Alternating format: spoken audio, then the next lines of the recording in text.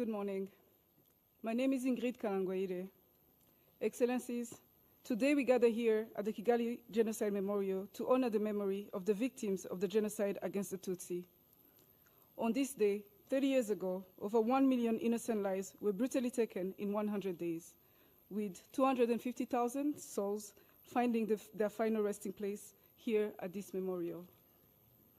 You're joining millions of other Rwandans who are laying wreaths in countless memorials and graves throughout the country and abroad in remembrance of the lives that we've lost.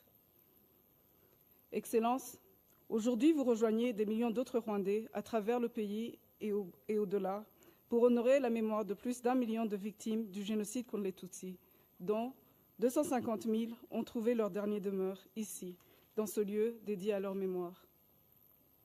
Excellency, in a moment, you will lay down your wreath to honor the victims of the genocide against the Tutsi. I would like to request the military band to guide us in this important moment.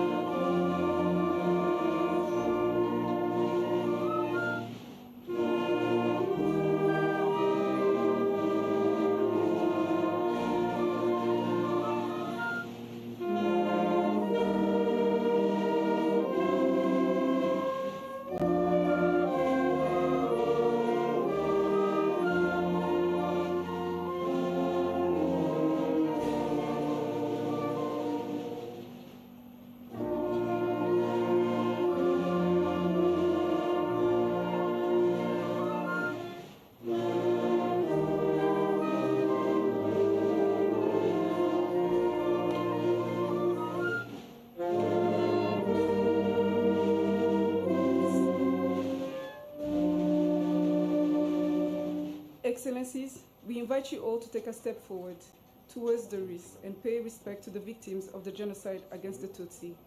Please take a moment of reflection as the military band plays the Rivari.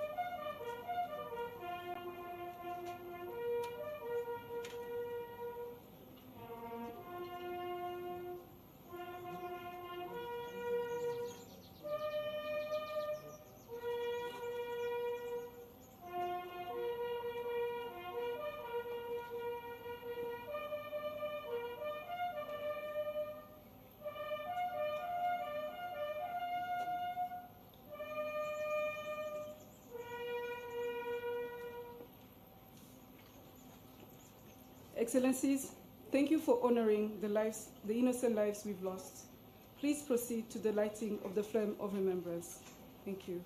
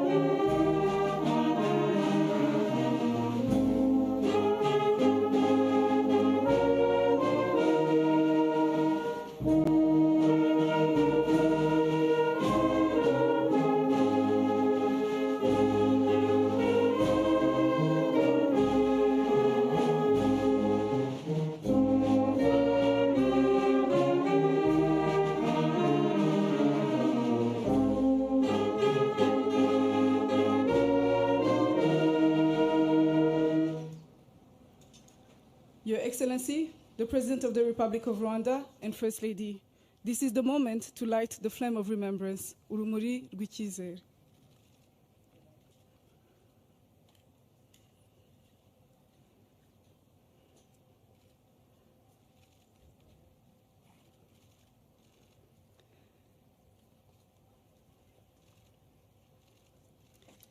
This flame symbolizes not only our past, but the hope for tomorrow. It will keep burning for the next 100 days. Thank you, Your Excellencies, for guiding us as we conclude the first part of our commemoration event. The commemoration event will continue at BK Arena. Thank you, Your Excellencies. Murakoze, merci beaucoup.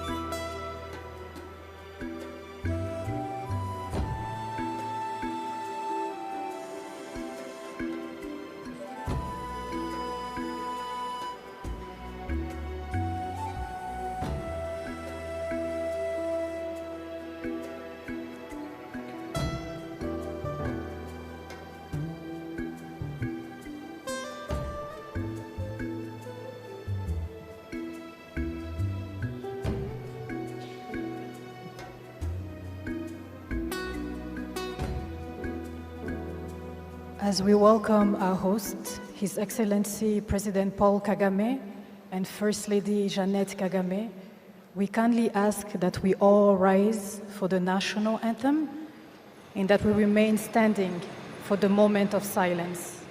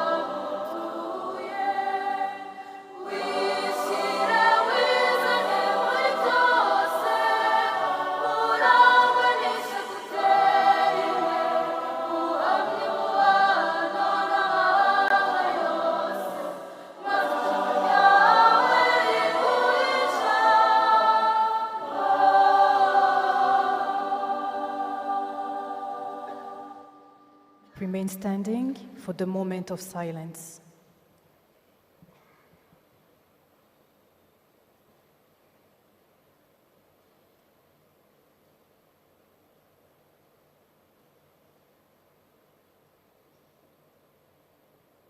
You may be seated.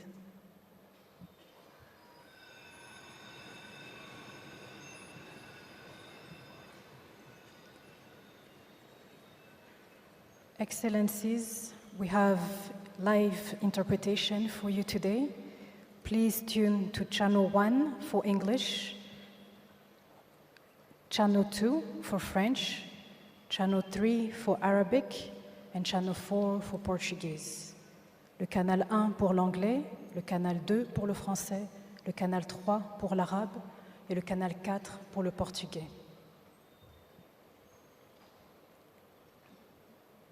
Nyakubahwa Perezida wa Repubulika na Madamu, banyacyubahiro muterane hano, bashyitsi bahire, nshuti z'u Rwanda, banyarwanda, banyarwandakazi, mudukurikiye kuri radio, televiziyo no ku mbuga nkoranyambaga, mwaramutse. Nitwa Mukurarinda Alain Bernard, nkaba ndi umuvugizi wungirije wa guverinoma. Nyakubahwa Perezida wa Repubulika, dutewe ishema no kwakira kandi duhaye ikaze abashyitsi baje batugana baturutse imihanda yose ngo twifatanye kwibuka kuri uyu munsi tariki ya 7 Mata umwaka wa 2024 twibuka ku nshuro ya 30 Jenoside yakorewe Abatutsi. Dufatanyije kandi n'isi yose turibuka ku nshuro ya 30 ko mu kwezi kwa Mata mu mwaka wa 1994 abasaga miliyoni mu gihe kitarenze iminsi 100 batikijwe bazira gusa uko bavutse. Excellencies, honorable guests, ladies and gentlemen, all protocol observed. My name is Sandrine Umutoni. I am the Minister of State for Youth and Arts.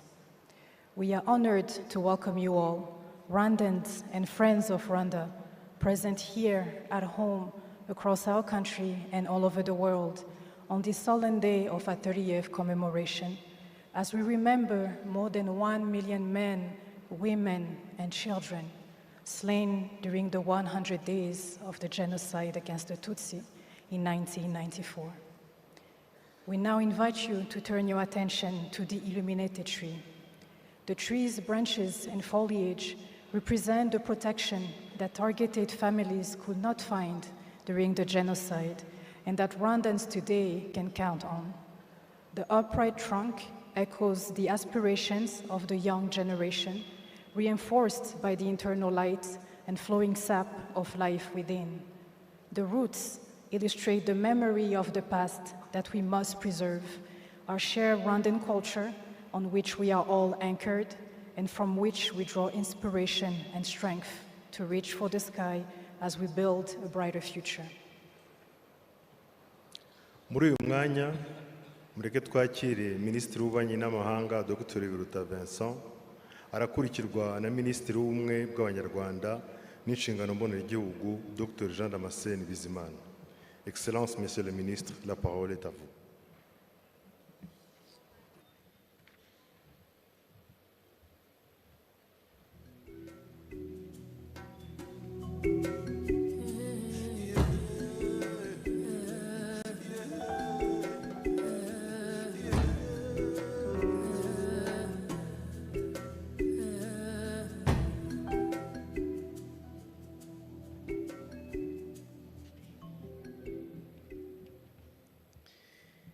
Your Excellency Paul Kagame, President of the Republic of Rwanda, and First Lady Jeannette Kagame, Your Excellencies, Heads of State and Government, Heads of Delegations, Heads of International Organizations, distinguished guests, ladies and gentlemen.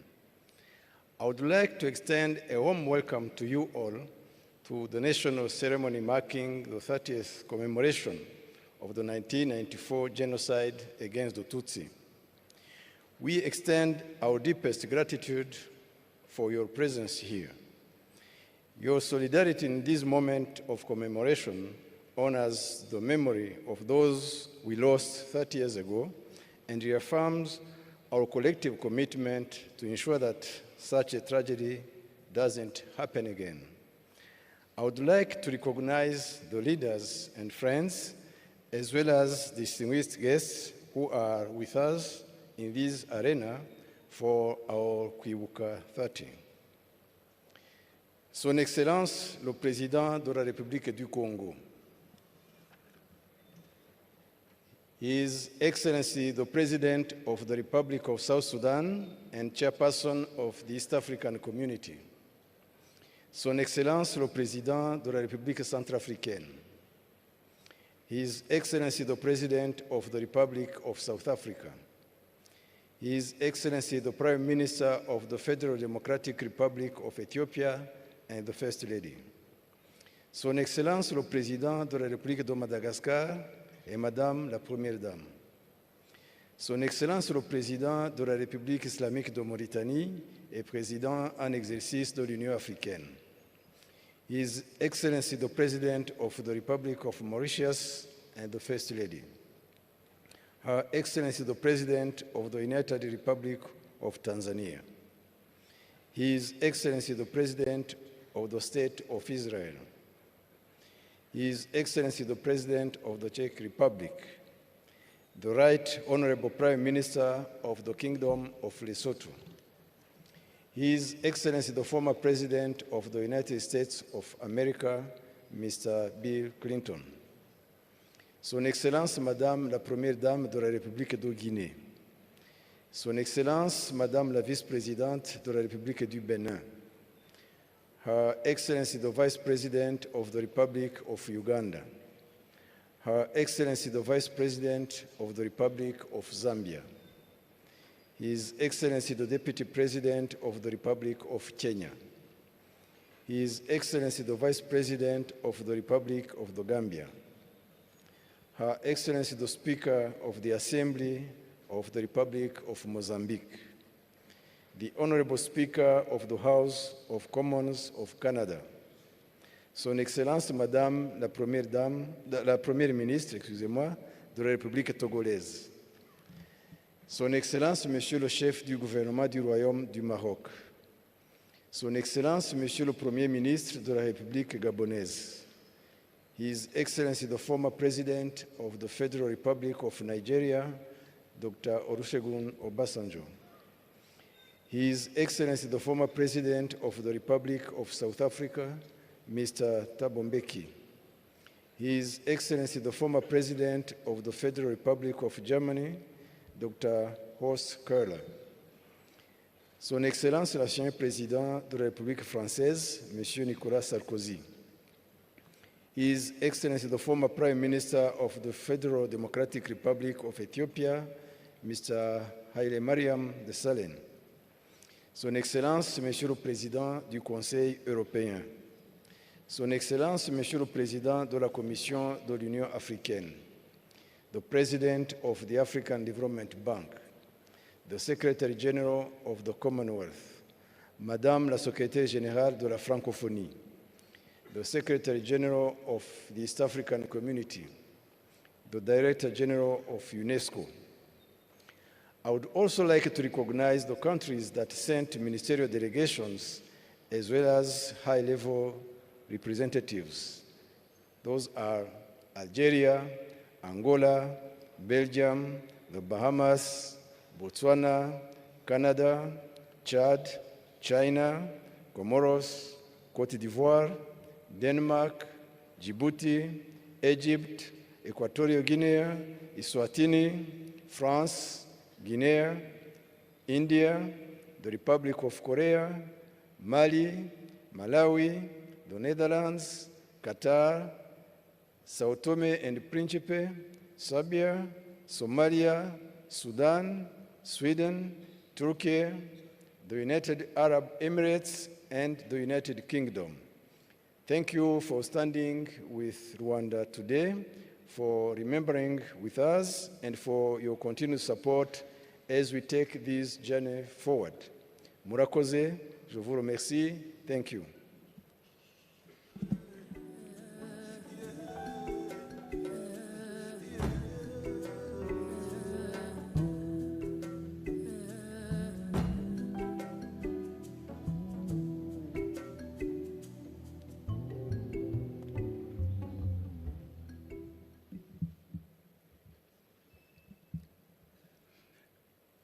Nyakubahwa Perezida wa Repubulika, ba nyakubahwa bakuru b'ibihugu na za guverinoma n'imiryango mpuzamahanga, banyacyubahiro mwese mwadutabaye, mbashimiye umwanya mu mpaye w'ikiganiro ngo mvuge mu ncamake iby'ingenzi byaranze Jenoside yakorewe Abatutsi twibuka ku nshuro ya 30. Ndibanda ku ruhare mpuzamahanga rwatumye Jenoside ishoboka, na n'ubu hakaba hagikwiye impinduka mu ikumirwa rya Jenoside ku rwego mpuzamahanga. Ndagira ngo nkomereze mu rurimi rw'igifaransa. Nous commémorons l'extermination de plus d'un million de Tutsis que les États auraient pu sauver. L'ONU a reconnu ce chiffre effroyable dans la résolution 2150 du 16 avril 2014, en notant 3 éléments ci-après. Il existe des preuves accablantes que des actes de génocide ont été commis à l'encontre du groupe Tutsi. Plus d'1 million de personnes ont été tuées dans ce génocide. Et prenant note, en s'en inquiétant, de toute forme de négation de ce génocide. Le 7 juillet 2000, une commission d'enquête de l'Union africaine, dirigée par son Excellence Ketumire Masire, ancien président du Botswana, publiait son rapport intitulé « Un génocide qu'on aurait pu éviter ». Le rapport a reconnu la responsabilité de l'Union africaine comme suit.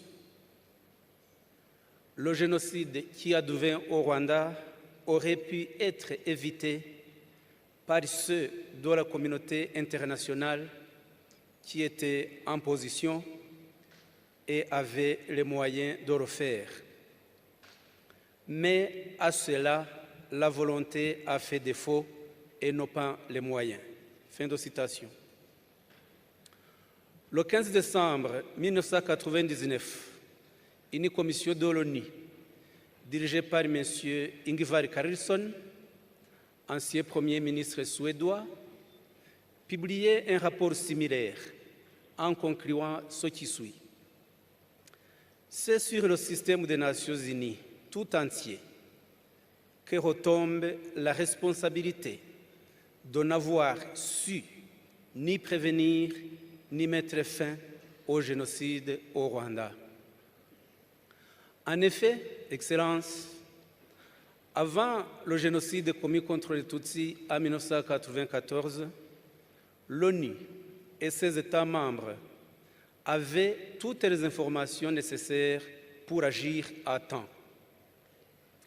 Le 11 août 1993, la Commission des Nations Unies pour les droits de l'homme publia une enquête concluant, je cite, « La population Tutsi est la cible de massacres à grande échelle menés par les forces armées rwandaises, les autorités administratives et les milices. Les victimes Tutsi, dans l'écrasante majorité, sont désignées comme cibles uniquement à cause de leur appartenance ethnique. Cette théorie pose clairement la question du génocide. Nous étions 8 mois avant le génocide proprement dit. Le 18 mai 1994, une délégation du gouvernement génocidaire rwandais, composée du ministre des Affaires étrangères, Jérôme Bicamumpaka, et du leader du parti extrémiste CDR, Jean Bosco Barayagwiza, siégea au Conseil de sécurité. Il y prit part au débat, falsifia les faits, inversant les responsabilités en accusant le Front patriotique rwandais de commettre soi-disant un génocide sur les Hutus. La conséquence sera que, dans la résolution 918, votée le même jour, l'emploi du terme génocide fut décliné. On attendra le 8 juin 1994 pour que l'ONU l'utilise de façon timide, parlant d'actes de génocide. Entre-temps, le Zaïre, l'actuelle République démocratique du Congo, permettait au gouvernement génocidaire de s'équiper en armes achetées via différents États et trafiquants. Le 22 juin 1994, les Nations Unies, sur les pressions de la France, autorisèrent l'opération turquoise qui aida les génocidaires à s'installer au Zaïre. En juillet 1994, les génocidaires furent vaincus par le Front patriotique rwandais. Le 30 octobre 1994, ils formèrent toutefois un gouvernement en exil, dirigé par le président et le premier ministre ayant conduit le génocide. Un état-major commandé par le général Augustin Bizimungu, chef d'état-major des forces génocidaires, fut également installé.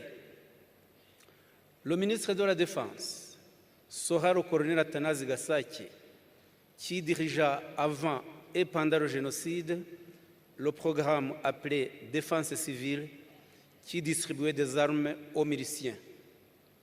Son adjoint fut le colonel Wagosora, cerveau du génocide. Le 3 avril 1995, ils ont créé un parti politique, Rassemblement pour le retour de la démocratie au Rwanda, RDR en sigle, ayant l'idéologie ethniste et négationniste affichée. Bref, l'administration génocidaire s'est reconstituée au Zaïre. Les FDLR, actives de nos jours en République démocratique du Congo, sont nés de ce système. Cependant, nombre de résolutions internationales exigeant leur dissolution et leur traduction en justice ont été prises sans résultat. Un seul exemple, la résolution 2150 du Conseil de sécurité, votée le 16 avril 2014, demande aux États 3 obligations suivantes. Premièrement, tirer les leçons du génocide perpétré en 1994 contre les Tutsis.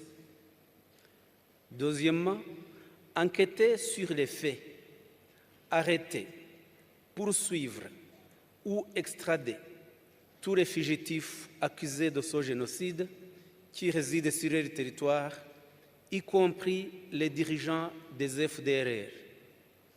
Troisièmement, le Conseil de sécurité condamne sans réserve la négation de ce génocide. Le 10 janvier 2005, lors de ce 23e sommet des chefs d'État tenu à Libreville, au Gabon, l'Union africaine a voté une résolution identique sur les FDLR. Le 4 mai 2008 et le 8 décembre 2010, l'Union européenne a adopté des résolutions similaires qui, de nos jours, restent inappliquées. L'Allemagne a posé un acte important en arrêtant, jugeant et condamnant en 2015 2 responsables politiques des FDLR, Ignace Murwanashyaka et Strato Musoni. Ce dernier a été rapatrié au Rwanda en 2022, à la fin de sa peine, et il vit tranquillement dans son pays natal, le Rwanda. Murwanashyaka est mort, lui, en Allemagne, en prison, en 2019. La Belgique a envoyé au Rwanda, en 2018, le major Bernard Ntuyahaga, après la fin de sa peine de 20 ans pour génocide. Il avait été reconnu coupable d'assassinat de 10 casques bleus belges au Rwanda en 1994. Les États qui hésitent a renvoyé au Rwanda des condamnés ou des suspects du génocide devrait apprendre de ces illustrations. À ce sujet, comment les Rwandais comprendront-ils le fait que la dépouille du colonel Aloys Simba, condamné pour génocide par le tribunal pénal international pour le Rwanda à 25 ans de prison, ait été transférée secrètement aux États-Unis d'Amérique le 30 juillet 2023. Comment accueille-t-il que des éléments des FDLR qui ont assassiné 8 touristes occidentaux dans le parc d'Orguindi en Ouganda le 1er mars 1999, appréhendés ensuite par la justice rwandaise et remis aux États-Unis, et après, ils ont été envoyés habiter librement en Australie sans procès. En novembre 1994, lors des débats à l'ONU sur la création du tribunal pénal international pour le Rwanda, l'ambassadeur Karle Kovanda, représentant la République tchèque au Conseil de sécurité, avait souligné la priorité urgente d'envoyer une force à cette époque-là pour neutraliser les génocidaires et les rapatrier au Rwanda. Il n'a pas été écouté. 30 ans après, les crimes des FDLR sont d'actualité. On assiste aujourd'hui à une indifférence internationale semblable à celle prévalant au Rwanda entre 1990 et 1994. Cherche-t-on un autre million de morts pour agir? Ce serait une honte que cette commémoration appelle à stopper. Je vous remercie, Excellences.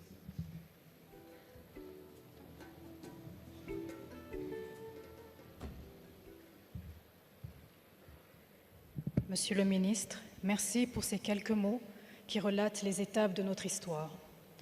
And now, Excellencies, distinguished guests, we will hear the first of 3 musical interludes of songs originally created for past commemoration ceremonies. Today, those will be performed by a new generation of artists as a symbol of intergenerational transmission for the preservation of memory. I would now like to invite Kenny Mirasano and Christian Wukuru to perform a medley of the songs Kwibuka, originally sung by Suzanne Nyiranyamibwa, and Never Again, sung by Masamba Intore.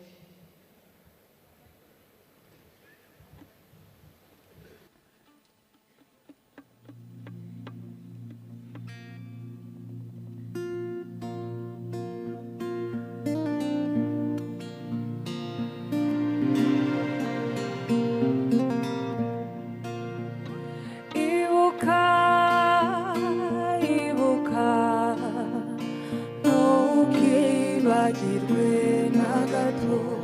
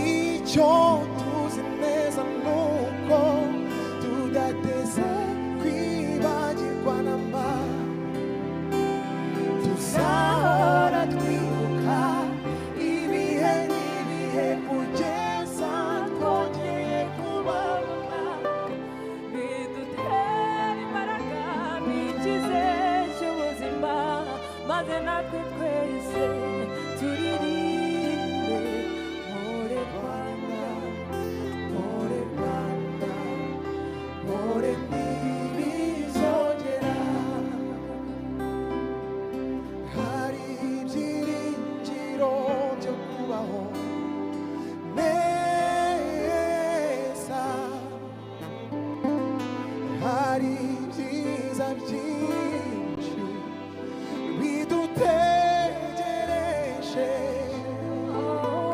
Rwanda wibarutse abavunyi, mugongo waduhetse, hora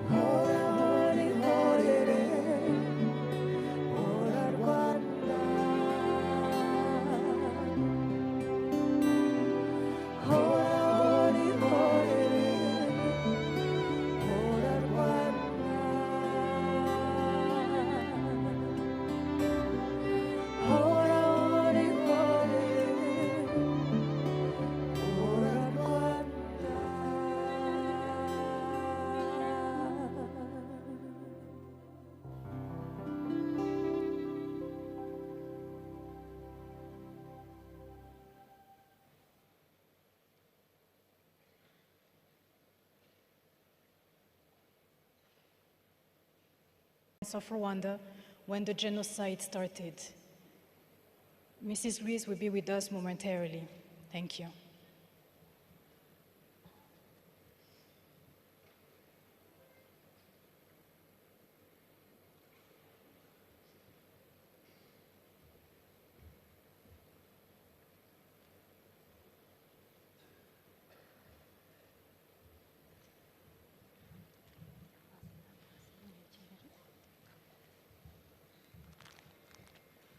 Murakoze.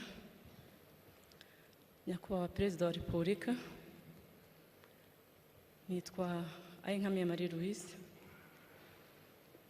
navukiye mu ntara y'Uburengerazuba mu karere ka Ngororero mu murenge wa Nyange,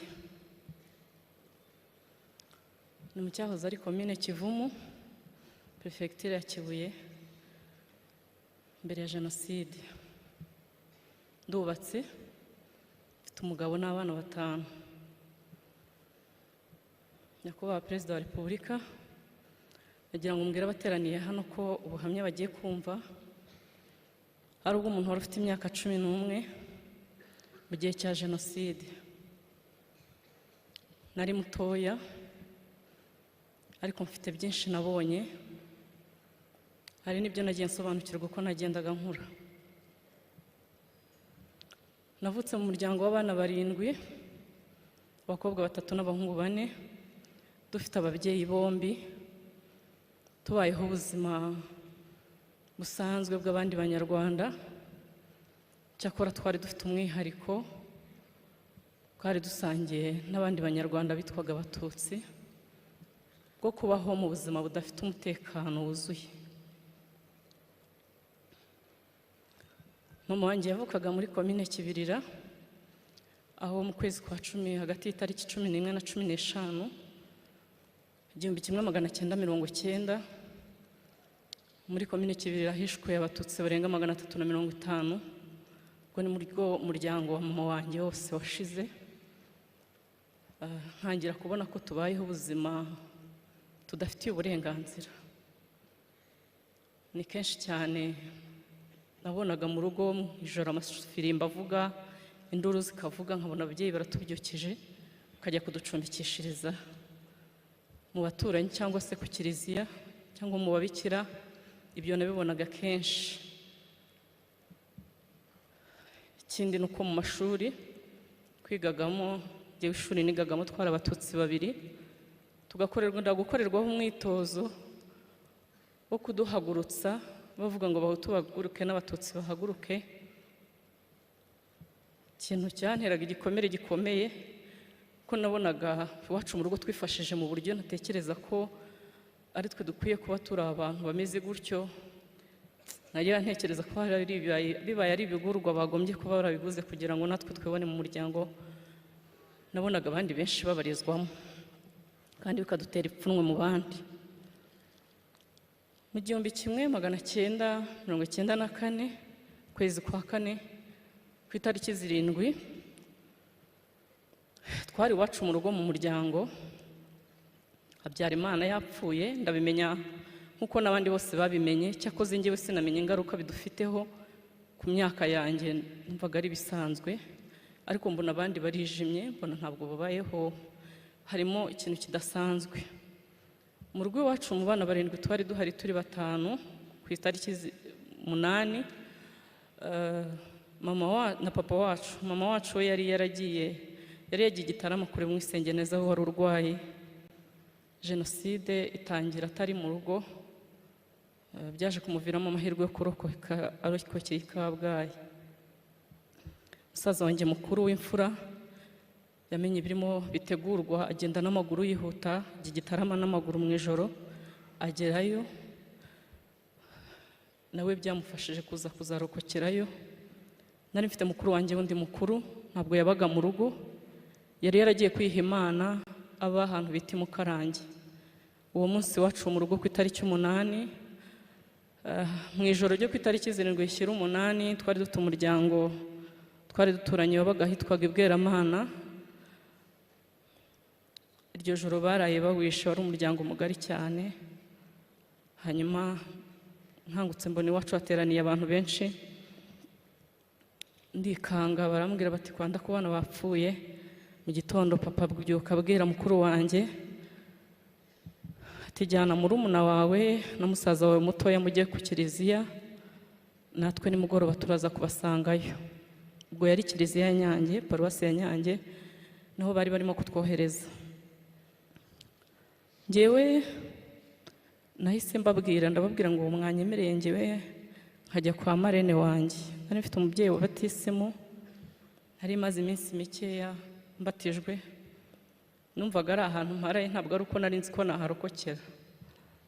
Hanyuma ndababwira ntwaritse akaba ariho nigira, kuko n'ubundi ku kiliziya atari amakiriro, yari amabura kindi kujyayo. Barambwira bati se n'ubundi ntabwo tuzi aho umuntu azakirira, nibakureke wigendere. Navuye mu rugo nzamukana na mukuru wanjye na musaza wanjye mutoya, abandi basaza banjye bakuru 2 bari mu rugo, bari bagiye kwahura amatungo. Hanyuma tugeze ahantu twagombaga gutandukanira, bagakomeza bajya ku kiliziya, nanjye ngakomereza aho yitwaga Ingobagoba, aho nari ngiye kwihisha. Mukuru wanjye arandeba arambwira ati ngaho genda, Imana nikugirira neza tugashobora kurokoka tuzongera tubonane. Ariko ntabwo byashobotse, mukuru wanjye ntabwo nongeye kumubona ukundi.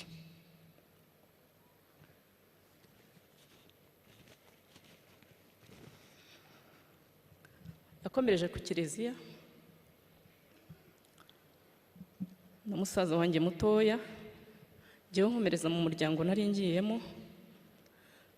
Mbere yuko nkomeza ubuzima nabayemo aho nari ngiye, kamvuge gatoya urugendo rw'abarigiye ku kiliziya, nubwo ntarindi ariko aho narindi makuru nayanamenyaga, ndetse na nyuma dukomeza gukurikirana kugira ngo turebe ko hari umuntu yaba yararokoye, nubwo bitadukundiraga. Kenshi twumvaga amakuru mabi y'urupfu bapfuye. Nashoboye kumenya ko bageze ku kiliziya nimugoroba. Ku munsi ukurikiye mukuru wanjye bari bashonje, ajyana agasaza kanjye gatoya bajya mu babikira. Twari tuziranye kuko umuryango wabo niwo mukuru wanjye yaragiye kwihama Imana, bagenda nk'abagiye gusaba ibyo kurya. Hanyuma mukuru wanjye arujya urwara, agasaza kanjye ngo katamukurikira bavayo. Agasaza kanjye kaje kurokoka, ayo ni amakuru yo yambwiye nyine uko byagenze kugira ngo asigare ku babikira. Mukuru wanjye yasubiye ku kiliziya, ubwo yari arimo na papa wanjye na basaza banjye 2. Papa yagerageje kubashyira mu miryango ngo babahishe, ariko ntibyakunda, bahita babazana ku kiliziya nabo, aho umugambi wo kubicira wari uteganyirijwe. Hanyuma babaye mu kiliziya bagerageza kwirwanaho uko bashoye, ntibyakunda, kubera ko ku itariki 16 z'ukwezi kwa 4 nibwo Padiri Seromba wari uyoboye kiliziya ya Nyange yatanze uburenganzira bwo gusenya kiliziya yose kugira ngo bizere neza ko Abatutsi bose bari bahungiyemo barangiye kwicwa. Kiliziya barayihiritse, ubuzima bw'abacu bose burangirira aho ngaho.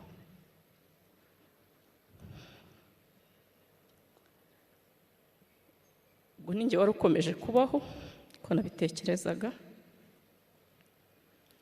Nari naragiye mu muryango kwa marene, yari umugabo n'umugore, umugore wahigwaga, umugabo adahigwa. Umugabo yari umwarimu, umugore ari umugerefiye w'urukiko, bari abantu bakomeye. Hanyuma akaba umusozi utari uri hafi y'iwacu, hamwe hari muri Ngobagoba, ahandi iwacu ari Murambi. Jyewe ntari umwana muto ku myaka 11, ntabwo abantu benshi baho bari banzi. Ariko kubera ko urwo rugo rwari rurimo uwo mubyeyi, hahoraga ibitero buri munsi. Bazaga kuhatera, bakadusohora twese tugahagarara hanze. Ariko ngera muri urwo rugo, umugabo nyir'urugo yarambwiye, arabirebye barabibona ko mpahungiye. Arambwira ati nihagira umuntu ukubaza uwo uri we, ujye uvuga ko uri umwana wa, yambwiye izina rya mukuru we wabaga i Kigali, ati ujye ubabwira ko waje mu kiruhuko hano muri vacances. Hanyuma ndabifata, cyakora ntawe bimbajije. Baradusohoraga tugahagarara hanze ku mugaragaro, nkabona ibitero byinshi, bafite amacumu n'imihoro, intwaro zose bakoreshaga. Umutima ukansimbuka, bakaduhagarika hanze twese, ariko nareba amasura nkabona ntawe nzi. Bakinjira mu rugo, bagasahura ibintu byose, bakabimena, bashakamo uwo mudamu, bakamubura. Barangiza bagasohoka bakagenda. Urwo rugo ni urugo mfataho nk'intangarugero. Bagerageje guhisha umubyeyi wabo mu buryo bwose bushoboka. Iyo bamenyaga ko ibitero biri buze, bararaga ijoro ryose bamugenza, bakamubitsa ahantu. Hanyuma bwacya byagenda bakongera bakamugarura. Yaba ari mu rugo bakirirwa mu rugo aho ngaho bose, abasore n'inkumi bagumaga aho mu rugo, nta kindi cyabaga muri urwo rugo.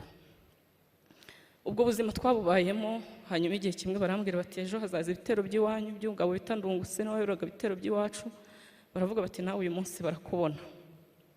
Bampa umwana twari mu kigero kimwe, ambyutsa nijoro nka 10:00, bamubwira ahantu anjyana. Twagenze urugendo nk'urw'amasaha 2 n'amaguru. Hanyuma tugeze mu nzira, batangiye gucya, duhura n'uwo mubyeyi nari ngiyeho. Dusanga umubyeyi yikoreye amaboko, ati abana banjye nanjye bamaze kubica, ntaho mbajyana. Turakata dusubira inyuma, turongera dukora urugendo rusubira mu rugo. Nageze mu rugo mbisikana n'ibitero bivuye gusaka mu rugo bisohoka, nanjye nigerera mu yandi marembo. Ibyo bitero by'uwo munsi mbikira gutyo. Ubwo buzima tubamo tumaramo amezi agera kuri 2, kwa 4 kwa 5. Mu kwezi kwa 6 ntekereza ko aribwo twatangiye kumva bavuga ngo abantu bahunze inkotanyi. Bati mugomba guhunga. Twatinze kuva mu rugo kuko umubyeyi twari tukiri kumwe yarakiriho. Twibaza aho tuzanyura, ariko kugumamo nabyo biba ikibazo kuko interahamwe zasubiraga inyuma zigenda zijya mu ngo zica abantu. Ndetse n'amagambo atangiye gukwira bati uyu muryango twarababwiye gukorana n'inkotanyi, umurambo w'umugore twarawubuze, banze no guhunga bakorana n'inkotanyi. Hanyuma nyir'urugo aratubwira ati mugende, baduha ibintu dushobora kwitwaza. Njyewe bampa ikirago gishobora kuntwikira imbere n'inyuma. Hanyuma dukomeza urugendo rwo guhunga nk'abandi. Ariko ababyeyi b'urwo rugo ntabwo baje. Umugabo n'umugore baje ku munsi ukurikiyeho. Bageze ahantu bita ku Rufungo, bahasanga bariyeri. Umugabo n'umugore barabica.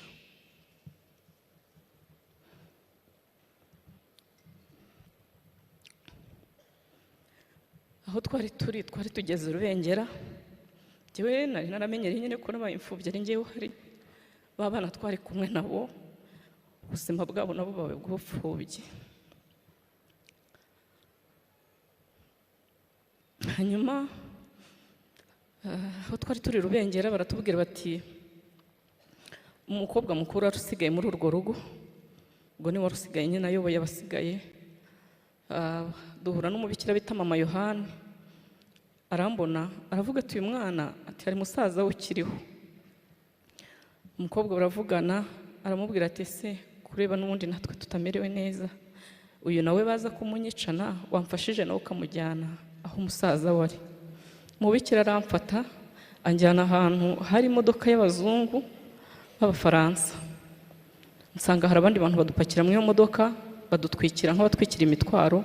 Imodoka iragenda, tugenda tutazi aho tuva n'aho tujya, nza kwisanga tugeze ahantu hari ikigo cy'amashuri abanza bitaga ku Rwimpiri. Aho hari icyo bita zone turquoise. Mpageze badushyiramo, nsanga barimo barandika abantu. Mu by'ukuri nagendaga ntazi aho ngiye, abantu twari kumwe sinarinzi niba ari Abatutsi cyangwa ari Abahutu. Umuryango nari ndi kumwe nari maze kuwusiga. Umubikira wambwiye ngo ngende, nawe ntiyaje, na musaza wanjye akiriye sinashoboye kumubona. Noneho mbona mbayeho mu isi ntazi, ntigera hirya nicara ahantu ku ibuye, ntangira kurira. Umubyeyi umwanyuraho arambaza ati ese kuri kurira? Ndamubwira nti ese ubu ndaba hehe? Arambwira ati hangana, aho abandi bari bube nawe niho uri bube. Hanyuma nza kubona ko ubuzima ari aho bukomereje, nza no kugira mugisha wo kumenya ko abo bantu ntiwamenya icyakubwiraga ibintu, nza kumenya ko abo bantu turi kumwe aho ngaho n'abari abandi Batutsi bakeya bashoboye kuzana nanjye bari guhunga, bahungishirijwe aho ngaho. Twari ahantu hari impunzi nyinshi hakurya no hakuno, ariko iryo shuri dusa n'abarimo turi Abatutsi, ku buryo twari dufite imbibi tutabasha kurenga, uharenze interahamwe zitazimwica. Aho hantu twabahaye ubuzima bugeze mu byumweru 2. Hanyuma numva bari kumva amaradiyo, bagize ibyishimo byinshi, bati inkotanyi zifashe igihugu, bati turatashye. Bavuze ngo turatashye, umutima numva urongera urandiye, ntangira kwibaza aho ngewe ntashye. Mu by'ukuri numvaga ari njye uri ku isi njyenyine mu bantu iwacu. Hanyuma buracya batwuriza imodoka, baratubwira bati mugende. Twurira imodoka z'Abafaransa turagenda, cyakoze none ntabwo twagiye badutwikiriye, twarabonaga hanze tuhareba. Hanyuma tugera ahantu badukuramo, baratubwira ngo dukomeze imbere. Tuvamo dukomeza imbere, twigiye imbere tubona imodoka ya gisirikare, imodoka y'abasirikare b'inkotanyi, twinjiramo, inkotanyi ziratujyana. Icyo gihe igikorwa cyahabereye ntabwo nashoboye gusobanukirwa icyo ari cyo, cyakoze naje kumenya nyuma yuko hari habayeho ubwumvikane hagati y'inkotanyi n'Abafaransa kugira ngo bashobore kurekura impunzi z'Abatutsi bari bafite. Kuba Perezida wa Repubulika, mwarakoze kudukurikirana no kudushakisha aho twari turi hose.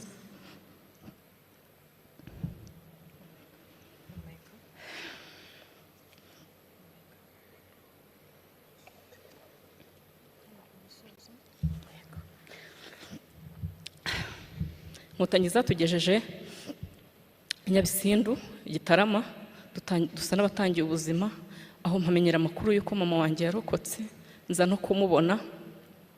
Munezero numva uragarutse, dutangira ubuzima bwo kwiyubaka.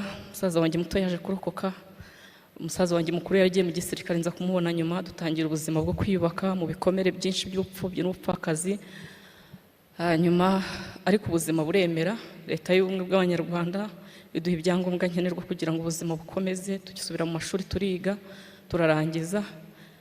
Mfite amashuri kugera ku cyiciro cya 3 cya kaminuza, icyo nize niyishyurira, numva ubuzima bwaragarutse. Nyakubahwa Perezida wa Repubulika, imyaka 30 irashize muhagaritse Jenoside. Kuri twebwe imyaka 30 irashize twongeye kubona ubuzima. Uyu munsi wa none umwana wanjye mukuru afite imyaka 11. Ni imyaka ingana nk'iyo nari mfite mu gihe cya Jenoside. Ahubwo kubera kuvukira kuri leta zitandukanye, uyu mwana wanjye ni muzima, ni umunyarwanda muzima, niko ajya atahavuga ngo umunyarwanda muzima ukunda igihugu n'abagituye.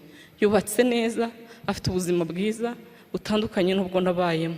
Turabashimira umurongo mwiza mwaduhaye wo kubaho nk'Abanyarwanda, kandi uyu mwanya nsoza ubuhamya bwanjye ndabizeza ko twebwe nk'Abanyarwanda, by'umwihariko abarokotse Jenoside, turimo turubaka igihugu dufite imbaraga nyinshi umwete mwinshi wo kurinda ibyagezweho kandi tuzabigeraho. Murakoze, dukomeze kwibuka twiyubaka.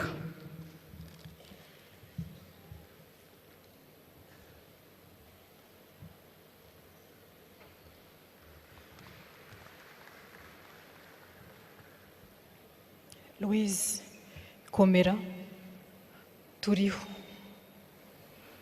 Thank you for your grace, your strength, and resilience.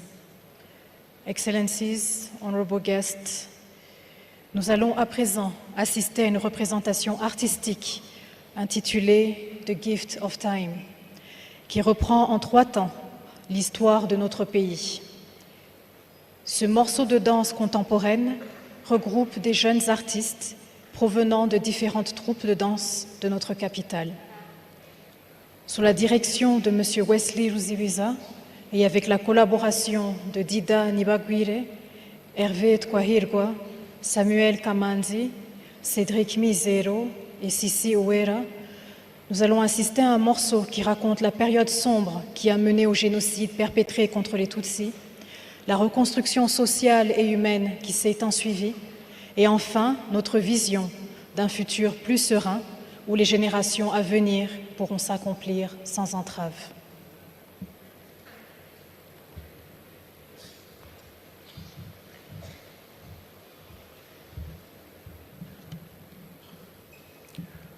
Nyakubahwa Perezida wa Repubulika, tugiye gukurikirana igihangano cya Ruzibiza Wesley. Afatanyije n'urubyiruko baratwereka mu bice bitatu ibyaranze amateka ya Jenoside.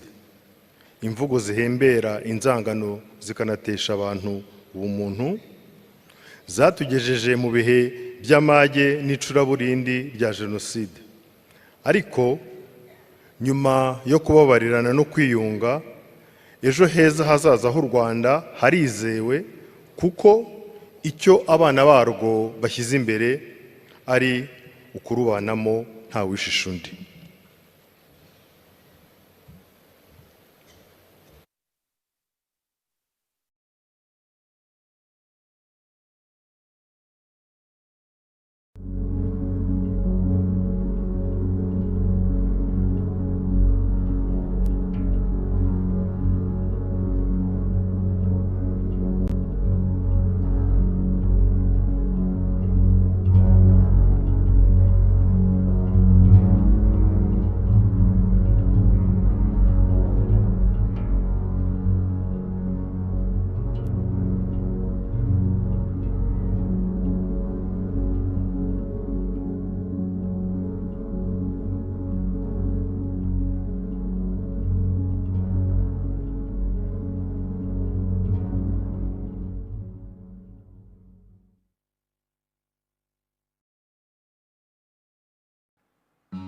Twaje hano twese, twaje twisize icyezamutima, uhora wererwa na gihanga. Babyeyi batubyaye, babujije kuturera no kutubona ubudukuze. Namwe bavandimwe bacu, barimo ibisekeramwanzi, byasekeraga imihoro. Nimuseke mugororoke, mwakira amaturo y'amashami yanyu yashibutse. Nimwakira amatungo atungiwe i Rwanda. Nimwakira imbuto zisakambye mu Rwanda. Mudutsindira abanzi nk'uko twanabatsinze. Impundu duteye ntizibateshe ijabiro ryanyu. Museke mugororoke.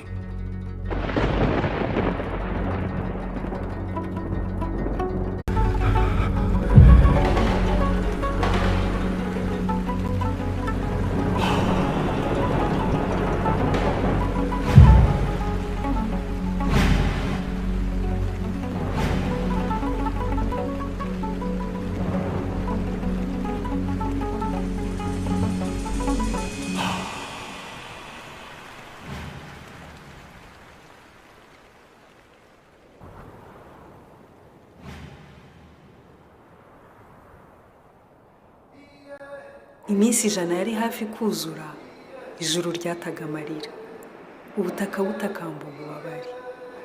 100 days of pain and sorrow, 100 jours de pleurs et de noirceur. Nuko twiga kongera guhaguruka,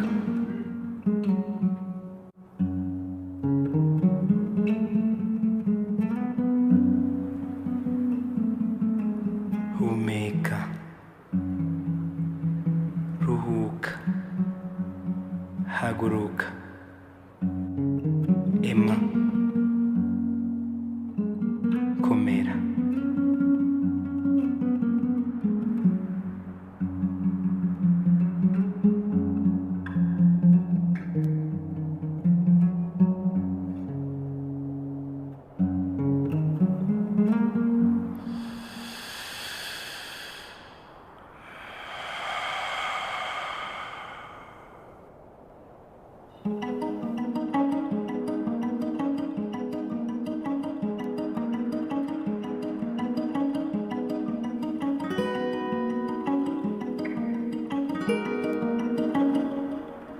Gahoro gahoro tugerageza gutera imbere no gufatanya n'abandi, kongera kubaka no kurinda icyahuzaga imbaga rusange.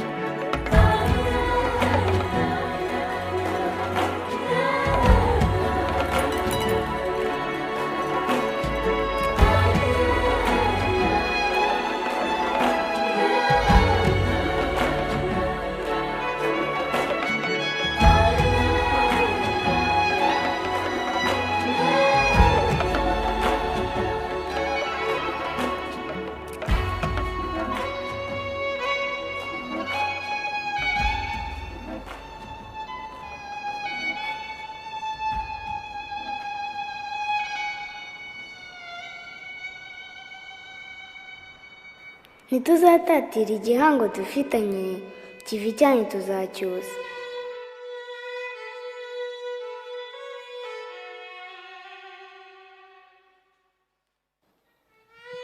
We remember.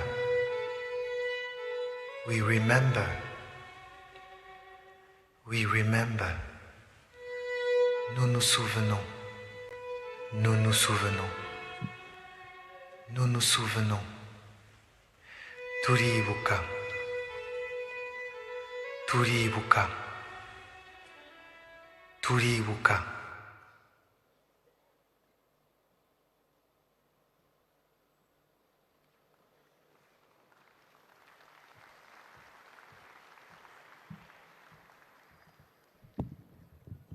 Abahanzi barakoze. Nous allons à présent écouter les messages de solidarité de nos distingués invités. Excellence, Monsieur Moussa Faki Mahamat, président de la Commission de l'Union africaine, nous vous invitons à prononcer votre allocution de circonstance.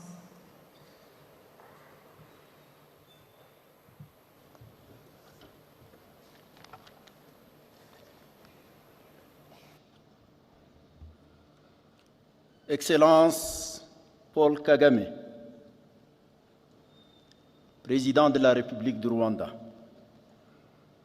Excellences, Mesdames et Messieurs les chefs d'État, de gouvernement et de délégation. Excellences, Mesdames les Premières Dames, Excellences, Messieurs les chefs des organisations internationales et régionales,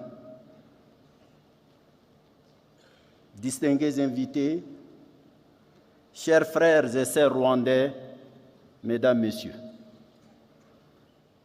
C'est toujours un moment de rendez-vous fort, avec mille et une immenses émotions, de profonds questionnements et des sentiments admiratifs des capacités de relèvement, chaque fois que nous foulons le sol de ces pays sortis vers le haut de ces cendres. Le génocide contre les Tutsis, dont nous méditons la 30e commémoration aujourd'hui, est pour moi tout cela à la fois. Il y a 30 ans, l'horreur s'abattait sur le Rwanda. Des forces meurtrières, nourries par des funestes idéologies ethnicistes, répandaient un discours de haine, un discours manipulateur, un discours avilissant au sein de la population de ce beau pays, connu pour la douceur de son climat et la verdure de ses collines. Comme résultat, dans l'intervalle de 3 mois, plus d'1 million de Tutsis avaient été décimés dans d'abominables conditions de souffrance et d'inhumanité. 3 décennies après le déclenchement de cette horreur indescriptible, nous sommes toujours interloqués, douloureusement questionnés sur l'absurdité, la déraison, la folie, le dépassement éhonté des limites de notre humanité. Comment? Pourquoi? Pour quelle fin? Quel mobile? Quelle soif étanche-t-on par l'extermination des autres, de tous les autres? Que pourrons-nous dire ou faire aujourd'hui? D'abord, d'accomplir un devoir de remembrance. Il faut en effet se souvenir pour ne pas oublier. Il faut se souvenir ensuite pour comprendre la profondeur des blessures infligées. Il faut se souvenir enfin pour mesurer la bestialité qui somnole en l'homme et trouve paradoxalement un exutoire dans une totale destruction de la dignité humaine. dans les crimes intrafamiliaux et autres commis au grand jour, parfois en plein site religieux, lesquels, dans un tragique retournement inattendu de rôle, s'étaient rendus complices d'une malfaisance inadmissible et généralisée.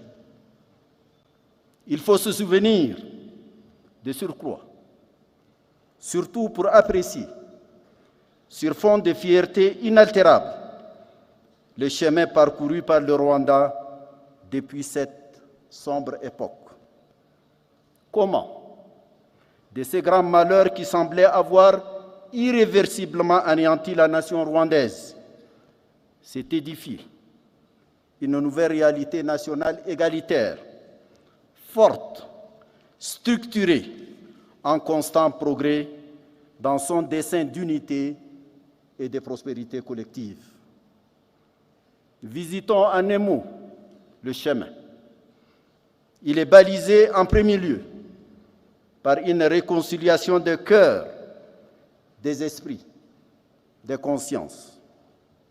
Cette refonte des âmes s'est élaborée à travers une combinaison réussie des ressources de la justice et des sources de la sagesse africaine, éclairée par une volonté politique trempée dans l'acier et marquée par une obstination à atteindre le but poursuivi.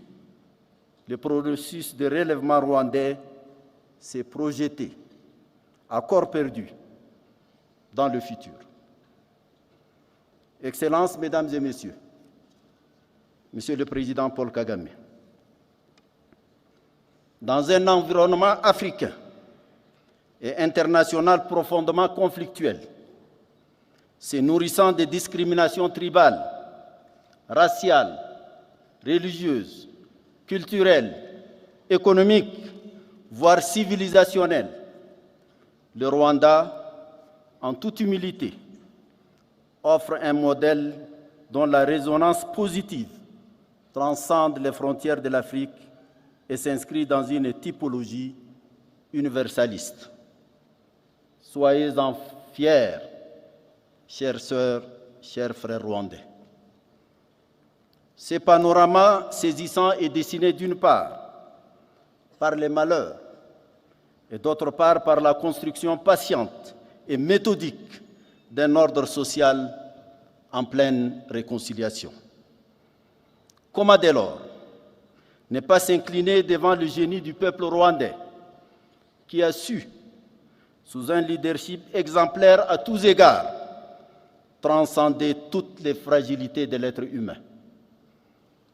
En dernière analyse, il faut se souvenir, oui, se souvenir pour renouveler le serment. Plus jamais ça. Plus jamais ça. C'est aussi un serment de fidélité aux valeurs élevées de travail, d'empathie et de solidarité qui raffermissent les liens d'humanité entre tous les hommes et toutes les femmes du pays. L'Union africaine, dont toutes les nations furent profondément bouleversées par l'indescriptible tragédie du génocide contre les Tutsis, n'avait malheureusement pas trouvé au moment du drame, à l'instar d'autres acteurs internationaux, dont la responsabilité aujourd'hui est établie, les réponses appropriées. Le rappel historique de tout à l'heure nous le rappelle. Personne, pas même l'Union africaine, ne saurait se disculper de son inaction face à la chronique d'un génocide annoncé. Ayons le courage de le reconnaître et surtout de l'assumer. Ce n'est pas trop cher payé pour les victimes et leurs descendants. L'Afrique, pourtant, rejette avec une totale aversion l'idéologie criminelle et abjecte du génocide dans ses composantes faussement justifiées ou nourries par la haine, l'ethnicité, le suprématisme, l'exclusion de toutes les formes de négation de l'autre. Aussi, puis-je annoncer dans cet esprit ma décision de nommer à l'occasion de cette 30e commémoration un envoyé spécial pour notre action multiforme contre le génocide en la personne de M. Adama Dieng, qui a longtemps travaillé au tribunal pénal d'Arusha sur le génocide contre les Tutsis et ailleurs aux Nations Unies sur les mêmes problématiques. Excellences, Mesdames et Messieurs, la 30e commémoration du génocide contre les Tutsis résonne tel un hymne chanté en chœur endeuillé à la gloire du dépassement de soi pour monter plus haut, encore plus haut que les sommets des 1000 collines caractéristiques de ce pays, plus haut que cet arbre florissant, toujours plus sur l'échelle des valeurs humanistes créatrices de concorde, de prospérité inclusive et de bonheur collectif partagé. Que les vivants demeurent fidèles à ces serments. Que les morts, vivant dans nos consciences, reposent dans la paix éternelle. Je vous remercie de votre bienveillante attention.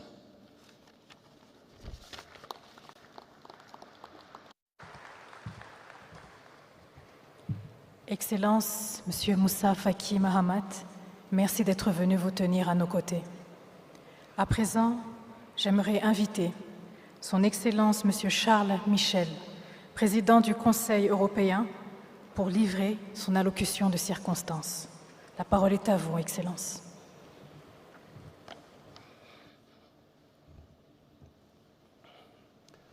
Monsieur le Président de la République Paul Kagame, chère Première Dame Jeannette Kagame, Excellences, Mesdames et Messieurs les chefs d'État et de gouvernement, Mesdames et Messieurs,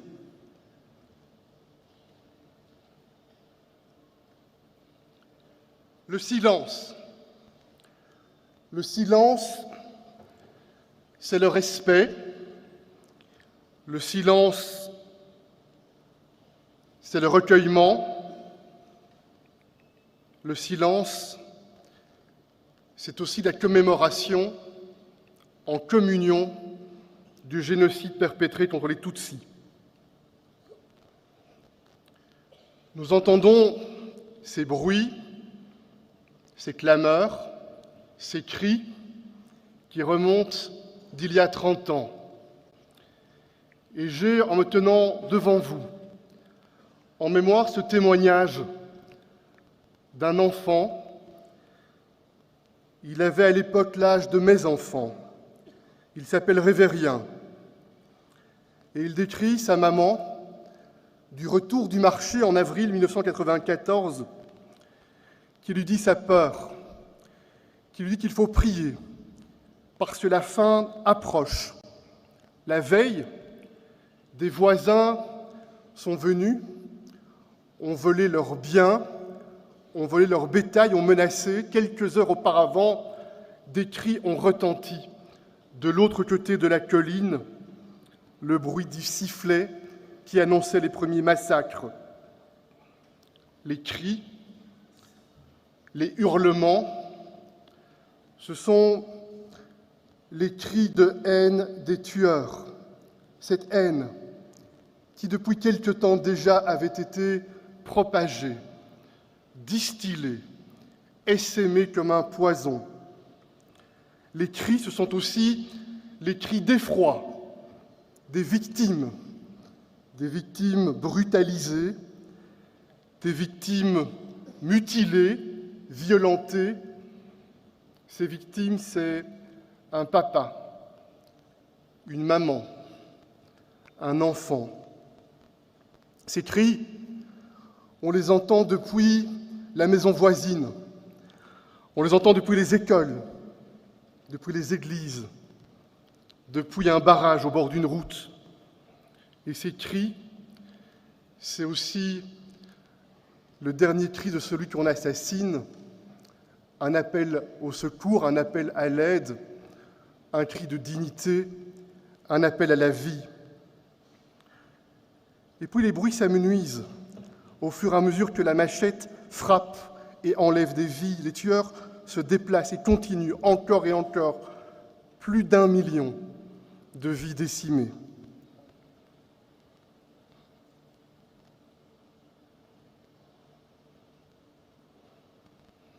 Le silence de ceux qui ne veulent pas voir, le silence de ceux qui ne veulent pas entendre, ni la haine propagée, cette haine qui a aiguisé les armes, qui ne veulent pas voir non plus les massacres à grande échelle qui ont commencé.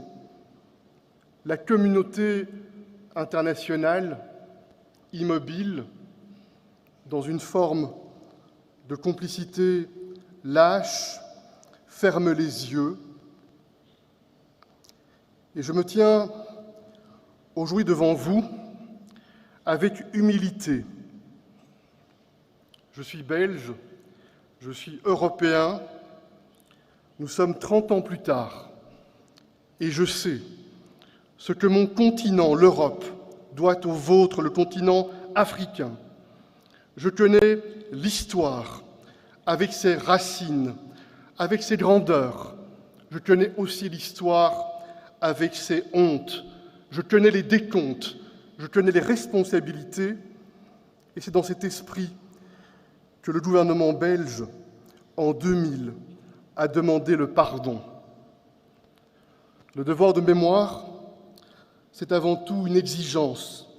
C'est l'exigence de se souvenir, c'est l'exigence de ne pas oublier, c'est l'exigence d'apprendre des erreurs pour tenter d'ouvrir un monde empreint davantage de lumière. Le continent européen, au siècle passé, a aussi été meurtri, non seulement par 2 guerres d'envergure mondiale qui ont fait couler le sang sur cette terre, mais également par la Shoah, cette extermination industrielle et systématique du peuple juif. Et puis le continent européen a choisi de miser sur la justice, sur le pardon, sur la réconciliation, pour tenter de bâtir un projet positif, tourné vers l'avenir. À l'instar du Rwanda, le peuple qui a choisi la justice, le pardon, la réconciliation, pour se tourner vers l'éducation, vers la santé, vers l'infrastructure, vers les technologies, un parcours de développement, un parcours de résilience. Mesdames et messieurs, je me tiens devant vous. Nous sommes 30 ans plus tard, nous sommes en 2024, dans un monde bousculé, en désordre, chaotique. Un monde qui fait face à des chocs qui sont les chocs de notre génération. Un conflit avec la nature qui met la communauté humaine au défi. Des révolutions technologiques qui ébranlent nos certitudes et nos repères, l'intelligence artificielle, les ordinateurs quantiques. Et puis, cette évolution vers la remise en question unilatérale d'un monde fondé sur des règles, et c'est le paradoxe de notre époque. Une intelligence humaine qui produit des bonds en avant technologiques inimaginables il y a quelque temps à peine, et en même temps, un monde empreint d'injustice, un monde empreint d'inégalité, de discrimination et de conflits, au moment où on se parle sur chacun des continents. Dans ce monde en tourment, l'Union européenne considère que les valeurs de dignité humaine, l'appartenance au genre humain, la lutte contre les discriminations qui ancrent cette charte des Nations Unies doit être notre boussole pour qu'il n'y ait pas de double standard. C'est ainsi que nous condamnons, avec les termes les plus forts, l'attaque terroriste menée par le Hamas à Gaza, et nous demandons la libération des otages sans condition. Mais nous voulons aussi, au départ du Conseil européen, qu'une qu'un accès humanitaire soit possible et qu'un cessez-le-feu puisse intervenir, ainsi que le respect des décisions de la Cour internationale de justice. Monsieur le Président, Excellences, Mesdames et Messieurs, sur cette terre, aux 1000 collines, cette terre verdoyante, il y a 30 ans, l'horreur absolue, infinie, a frappé. Que de douleurs personnelles, que de tragédies. Et puis le choix a été celui de la réconciliation, le choix de la reconstruction pas à pas, avec ténacité, parole après parole, aveu par aveu, et le pardon pour retisser le tissu d'une société qui se fonde sur la dignité de chaque être humain, la foi dans le genre humain, la réconciliation entre voisins, entre communautés, entre pays. Cela requiert du courage, cela requiert de la volonté, c'est une exigence, mais c'est aussi une condition pour être à la hauteur de cet arbre de lumière qui représente l'espoir et l'espérance. Partout, toujours, porter cette lumière, la lumière de la dignité, c'est l'engagement qu'ensemble nous devons prendre, c'est le chemin. Je forme le vœu que nous empruntions. Merci pour votre attention.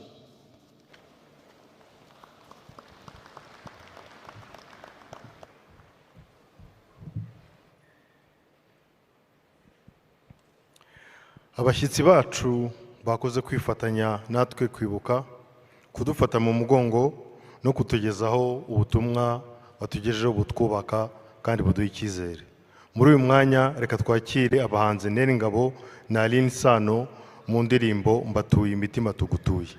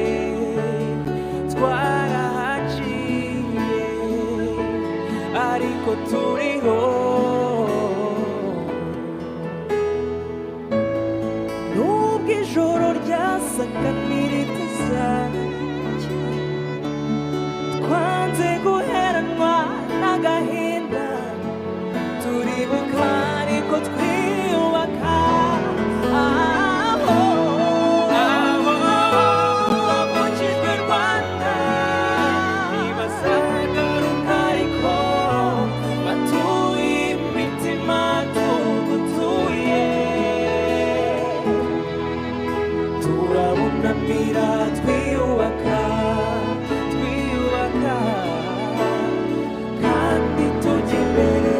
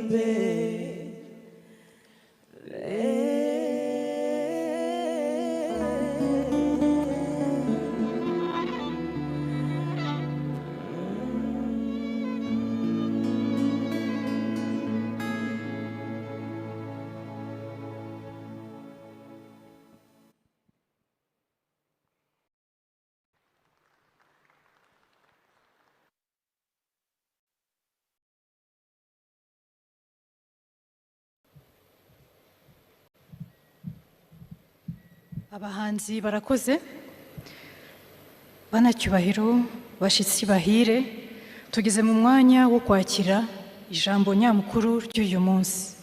Your Excellency, President Paul Kagame, we now invite you to deliver your keynote message.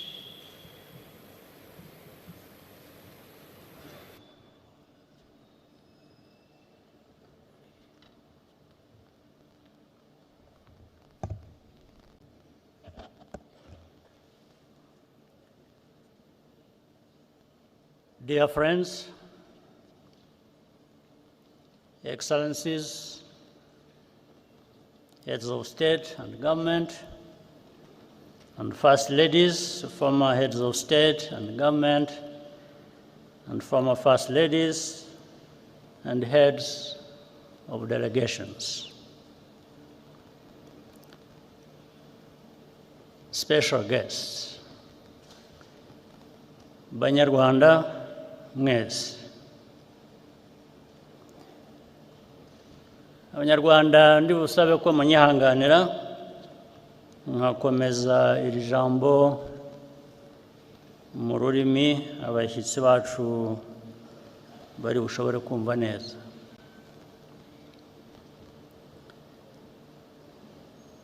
Today, our hearts are filled with grief and gratitude in equal measure.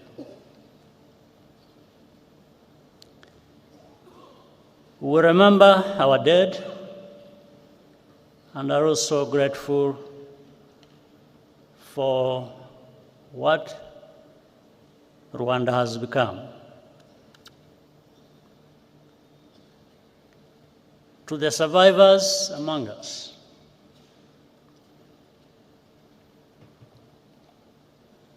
we are in your debt.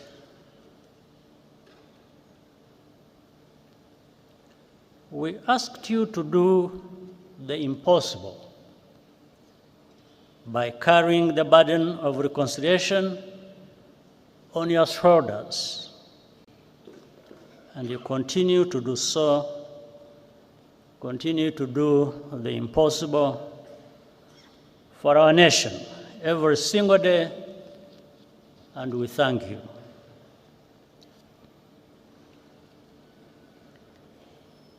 As the years pass, the descendants of survivors increasingly struggle with the quiet loneliness of longing for relatives they never met or never even got the chance to be born.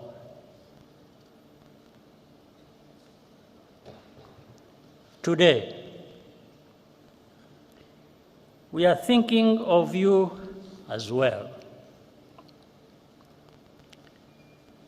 Our tears flow inward, but we carry on as a family. Countless Rwandans also resisted the call to genocide. Some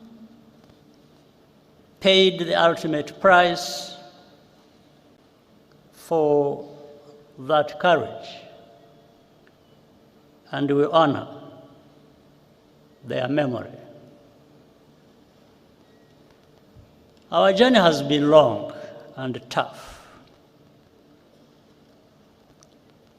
Rwanda was completely humbled by the magnitude of our loss. And the lessons we learned are engraved in blood.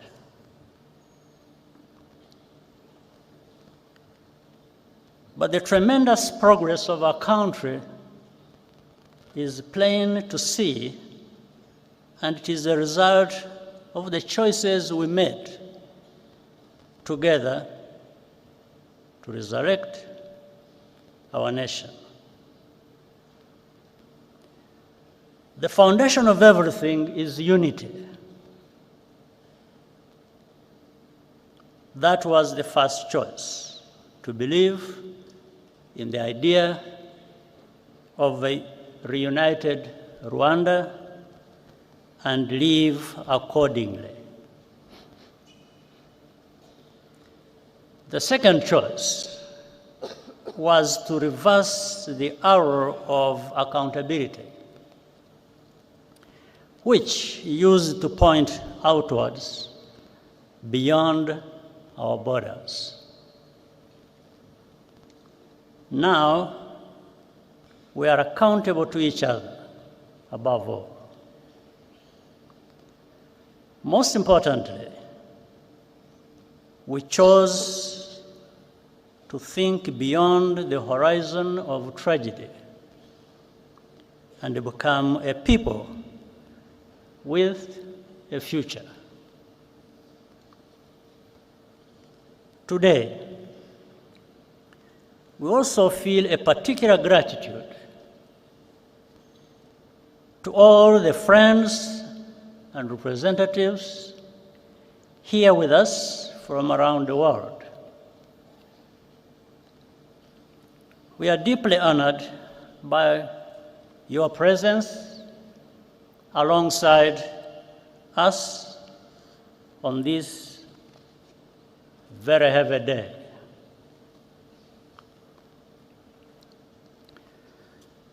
The contributions you have made to Rwanda's rebirth are enormous and have helped us to stand where we are now. I want to recognize a few while also asking for forgiveness for not being able to mention all who deserve it. For example, Uganda, which carried the burden of Rwanda's internal problems for so many years and was even blamed for that. The leadership and the people of Ethiopia and Eritrea helped us in starting to rebuild at that time. In fact, Prime Minister Abiy Ahmed, who is here, even served as a young peacekeeper in the immediate aftermath of the genocide. There is Kenya, Burundi, the Democratic Republic of Congo hosted large numbers of Rwandan refugees and gave them a home. Tanzania as well, and also played a unique role at many critical points, including hosting and facilitating the Arusha peace process. And here, I must single out the late President Julius Nyerere, who embodied the spirit which laid that foundation.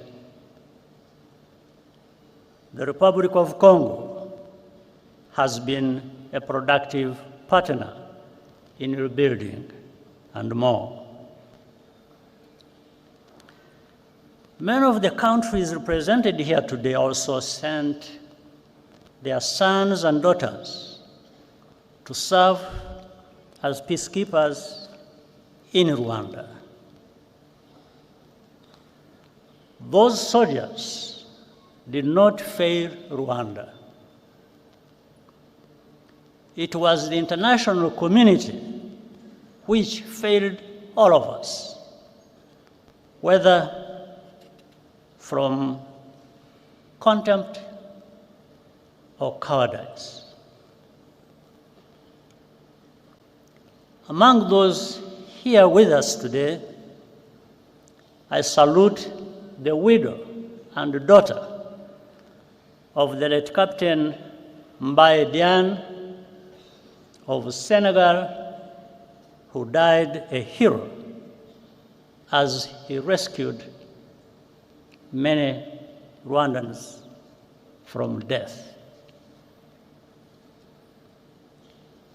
At the United Nations Security Council in 1994, moral clarity came from Nigeria, the Czech Republic, and even as far away as New Zealand. Their ambassadors had the courage to call the genocide by its rightful name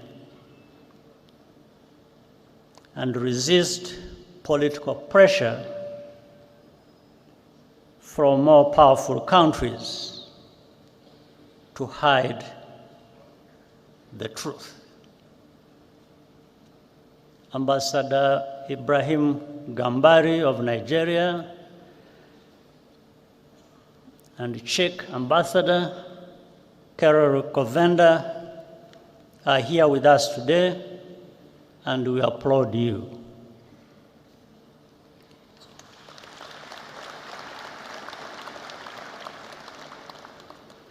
Even in countries where government policy was on the wrong side of history,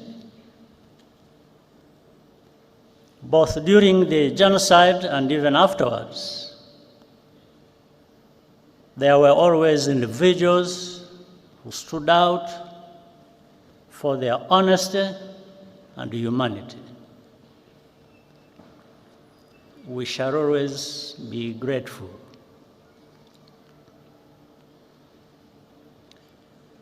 We also appreciate the tangible support we have received from partners beyond our continent over the past 30 years. In Europe, the United States, Asia, and many international organizations and philanthropies. A notable example of solidarity came to us from South Africa. One among many. Indeed, the entire arc of our continent's hopes and agonies could be seen in those few months of 1994.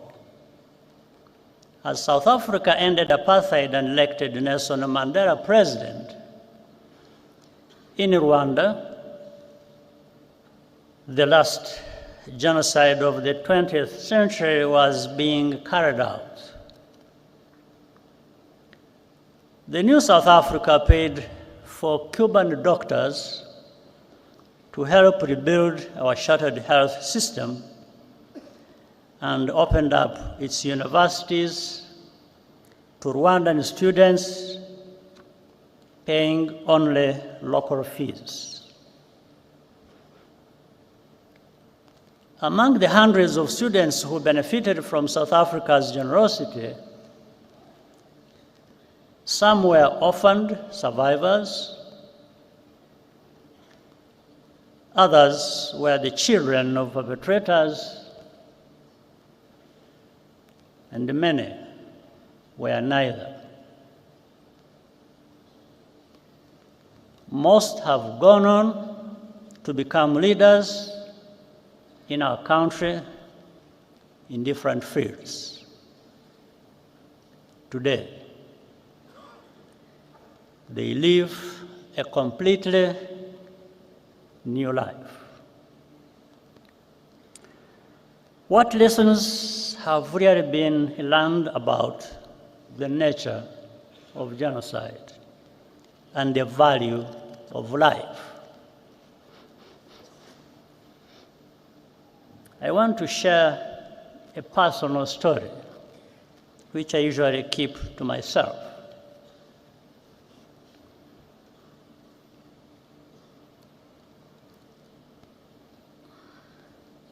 My cousin, in fact, a sister, Florence,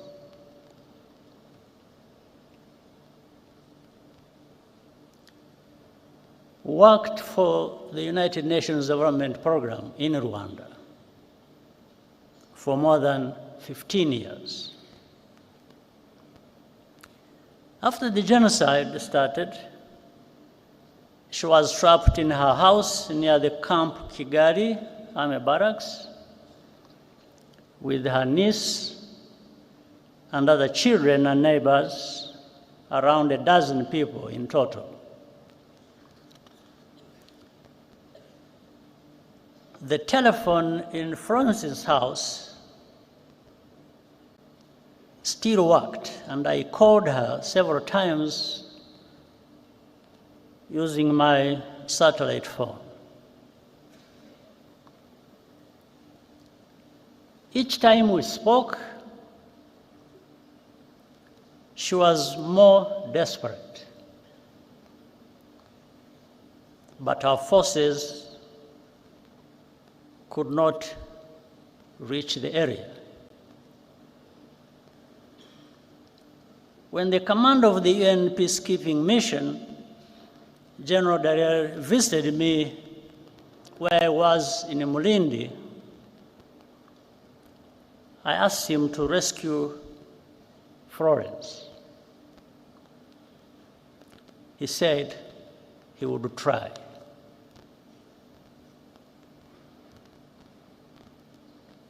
The last time I talked to her, I asked her if anyone had come. She said no, and started crying.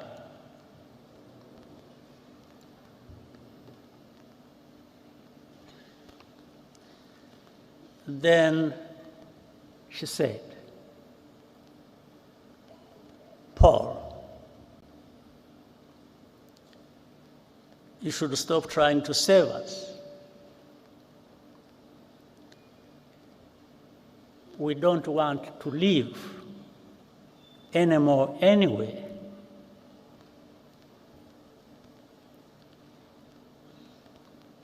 I quickly understood what she was saying,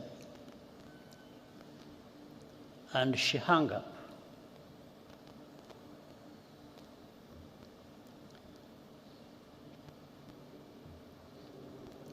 At that time, I had a very strong heart, but it weakened a bit because I understood what she was trying to tell me.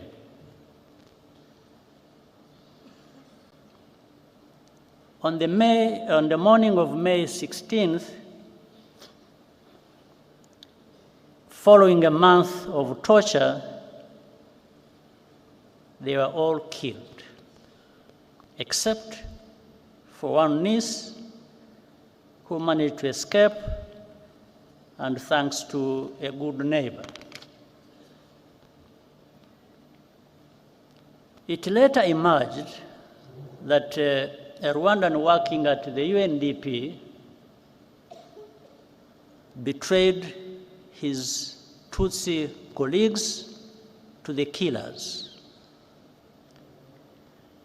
Witnesses remember him celebrating Florence's murder the night after the attack.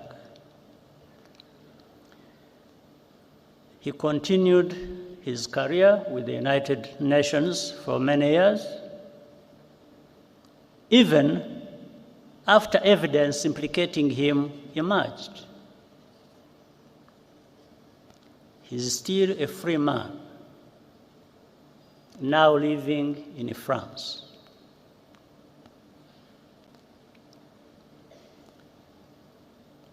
I asked General Dallaire what happened. He said that his soldiers encountered a militia roadblock near the house, and so they turned back just like that. Meanwhile, he conveyed to me an order from the United States ambassador to protect diplomats and foreign civilians evacuating from or by road to Burundi from attack by the militias. These two things happened same time. I do not need to be instructed to do something that goes without saying. That's what I was going to do.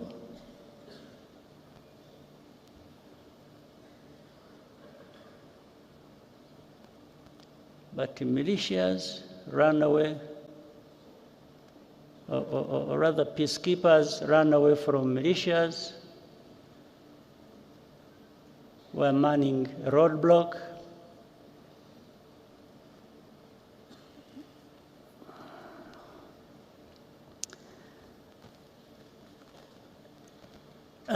I do not blame General Dallaire. He's a good man who did the best that could be done in the worst conditions imaginable, and who has consistently borne witness to the truth despite the personal cost. Nevertheless, in the contrast between the two cases, I took note of the value that is attached to different shades of life. In 1994, all Tutsi were supposed to be completely exterminated once and for all, because the killings that had forced me and hundreds of thousands of others into exile 3 decades before had not been sufficiently thorough. That is why even babies were systematically murdered so they would not grow up to become fighters.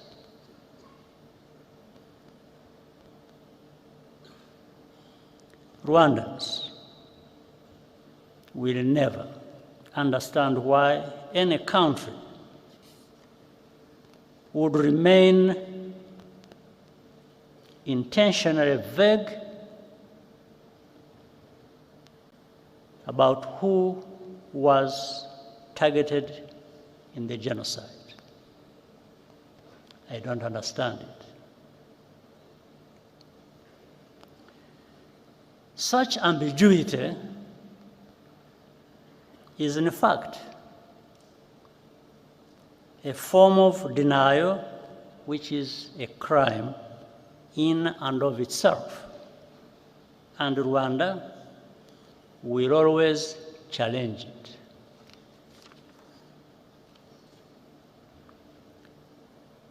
When the genocidal forces fled to Zaire, now the Democratic Republic of Congo, in July 1994,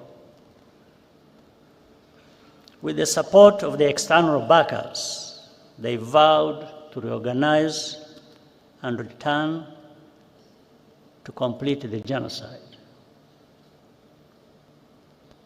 They conducted hundreds of cross-border terrorist attacks inside Rwanda over the next 5 years, targeting not only survivors, but also other Rwandans who had refused to go into exile, claiming thousands more lives.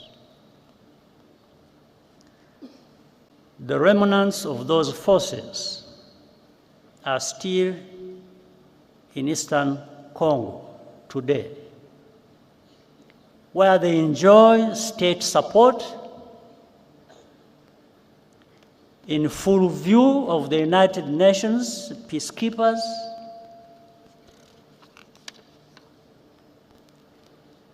their objectives have not changed. And the only reason this group today known as FDLR has not been disbanded is because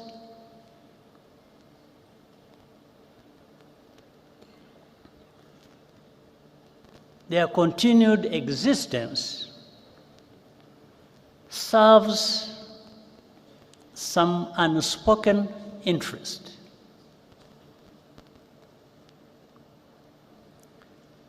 As a result, hundreds of thousands of Congolese Tutsi refugees live here in our country, in Rwanda, and beyond,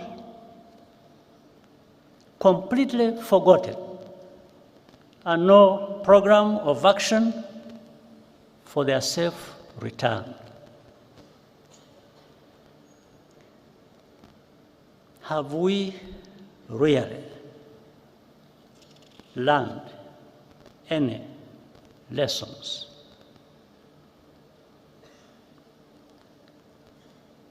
We see too many actors, even some from Africa, getting directly involved as tribal politics is given renewed prominence and ethnic cleansing is prepared and practiced.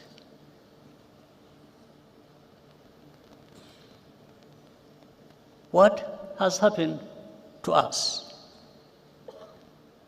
Is this the Africa we want to live in? Is this the kind of world we want?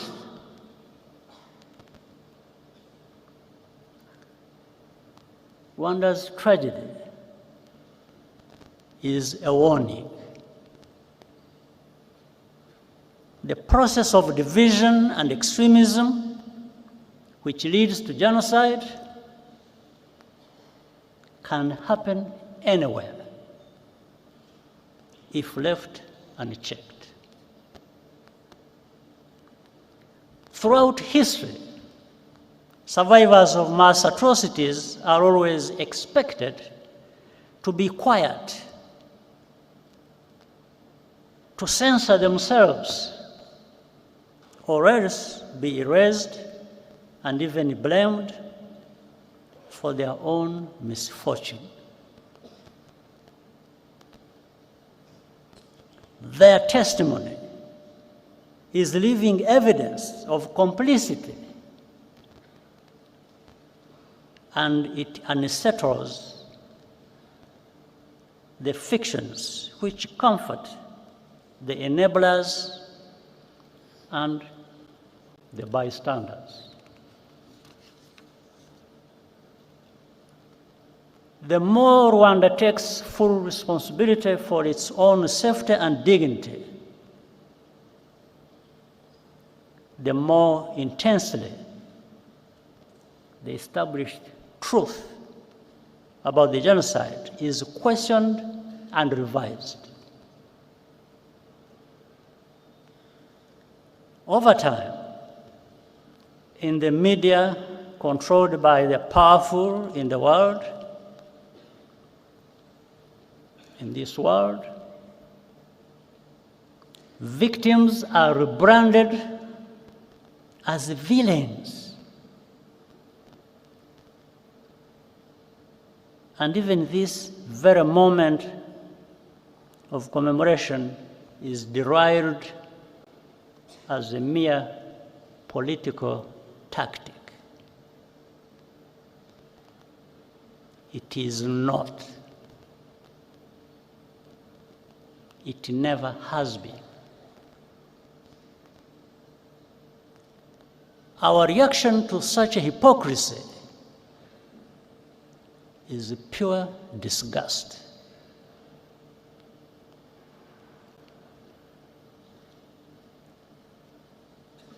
We commemorate because those lives mattered to us. Rwandans cannot afford to be indifferent to root causes of genocide. We will always pay maximum attention, even if we are alone.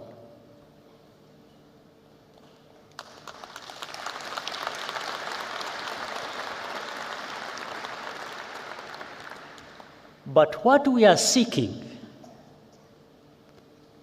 is solidarity and partnership to recognize and confront these threats together as a global community.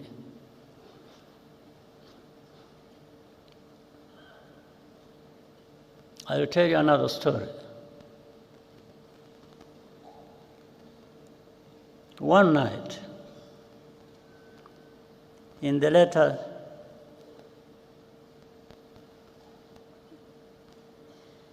days of the genocide,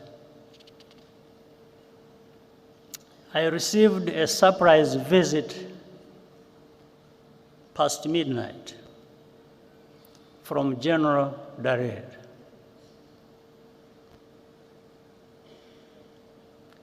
He brought a written message of which I still have a copy from the French general commanding the force that France had just deployed in the western part of our country. That operation took place.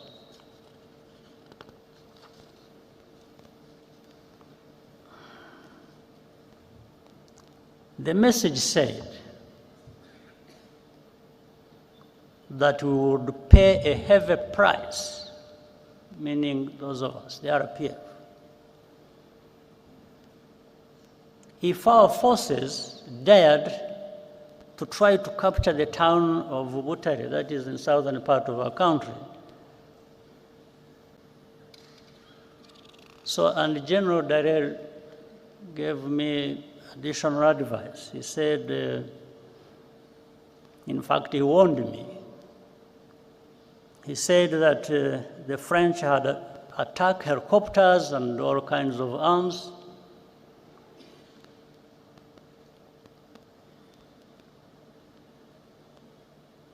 Every kind of heavy weapon you can imagine.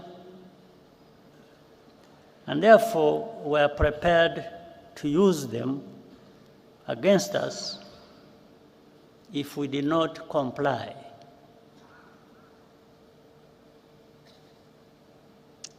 I asked Dallaire, I asked him whether French soldiers bleed the same way ours do. I asked him whether we have blood in our bodies. Then I thanked him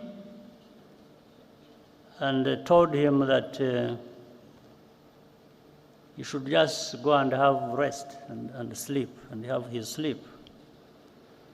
After after giving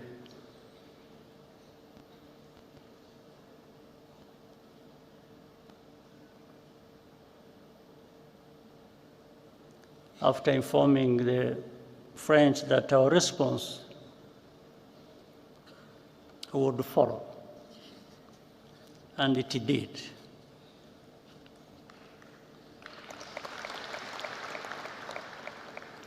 I immediately radioed the commander of the forces that were actually in that direction, in that area, is called Fred Ibingira.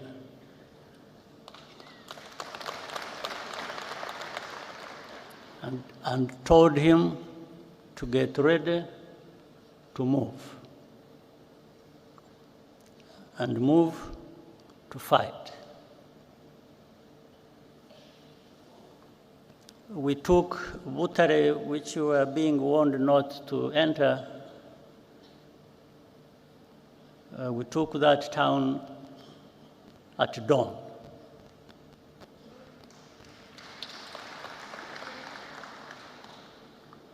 Within weeks, the entire country had been secured.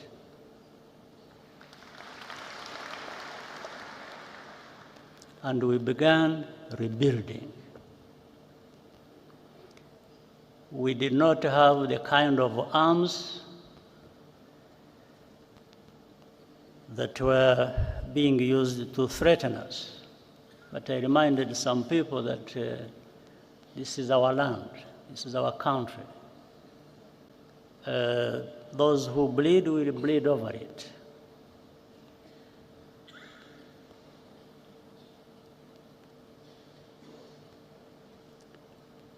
We had lost all fear.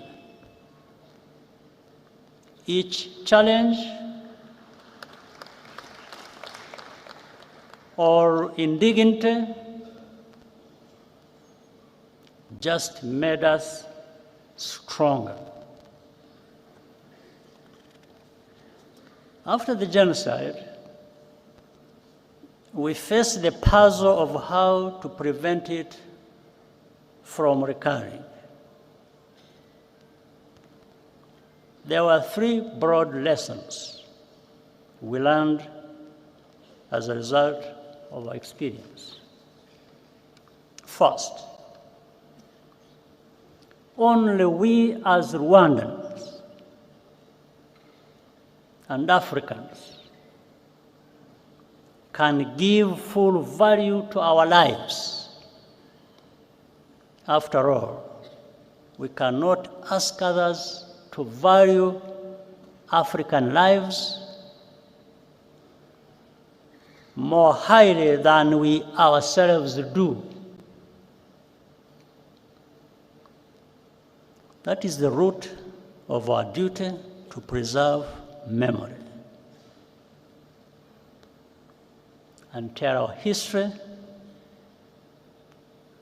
as we lived it. Second, never wait for rescue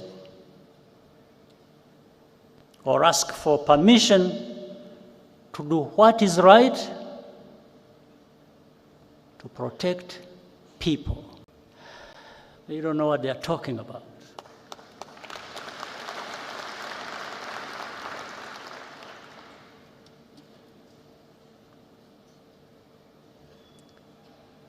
But in any case, that's why Rwanda participates proudly in peacekeeping operations today and also extends assistance to African brothers and sisters bilaterally when asked. Third,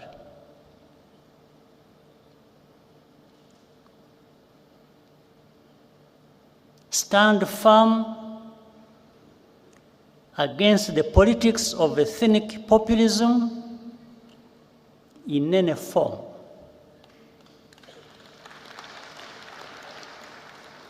Genocide is populism in its purified form. because the causes are political. The remedies must be as well. For that reason, our politics is not organized on the basis of ethnicity or religion, and it never will be again.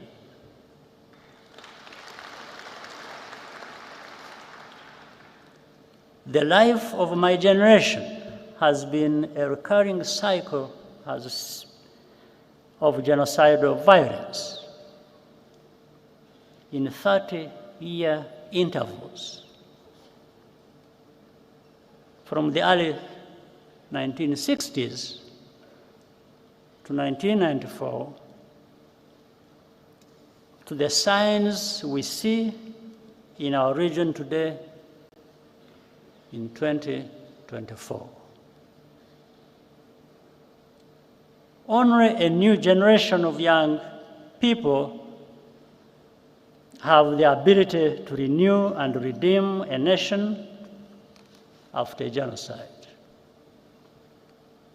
Our job was to provide the space and the tools for them to break the cycle. And they have. What gives us hope and confidence are the children we saw in the performance area, or the youth who created the tradition of Walk to Remember that will occur later today. Nearly 3/4 of Rwandans today are under age 35. They either have no memory of the genocide or were not yet born. Our youth are the guardians of our future.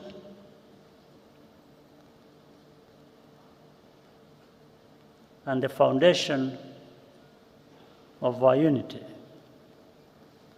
with a mindset that is totally different from the generation before. Today, it is all Rwandans who have conquered fear. Nothing can be worse than what we have already experienced. This is a nation of 14 million people who are ready to confront any attempt to take us backwards.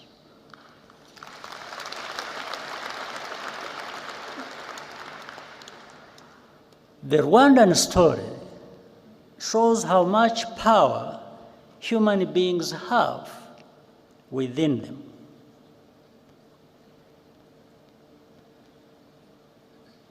Whatever power you do have, you might as well use it to tell the truth and do what is right.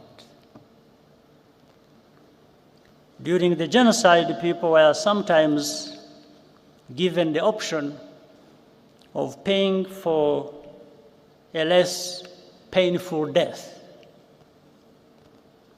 There is another story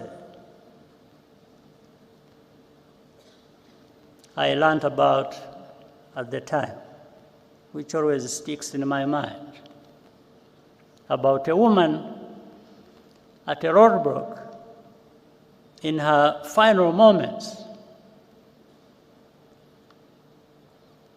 She left us a lesson that even every African should live by. Every African should live by this lesson. When asked by the killers how she wanted to die, she looked them in the eye and spit in their face.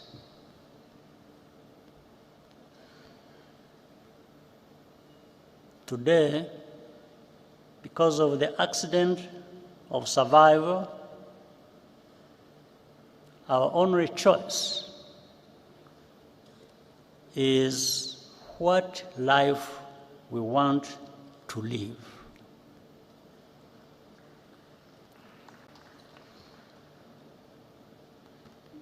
Our people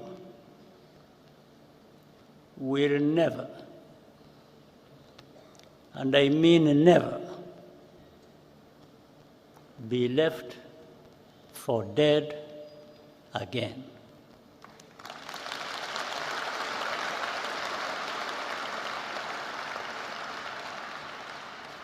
I thank you.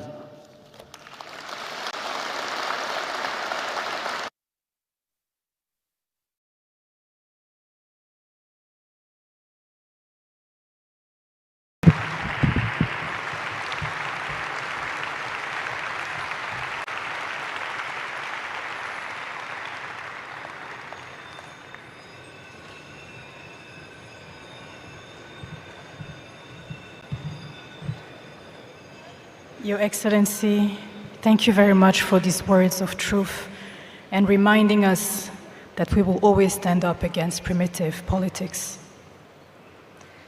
Now, distinguished guests, as we are coming to the end of this ceremony, we are going to hear the last musical interlude, which will be performed by Ruti Joël, Mani Martin, Bukuru Christian, Aline Sano, Nel Ngabo, and Kenny Mirasano, to reinterpret a song by the late Cyprien Rugamba, who was killed during the genocide.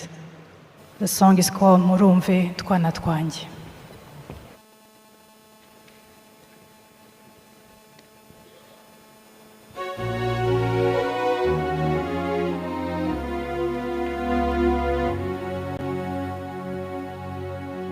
Murumve twana twanjye n'abarazurukundo,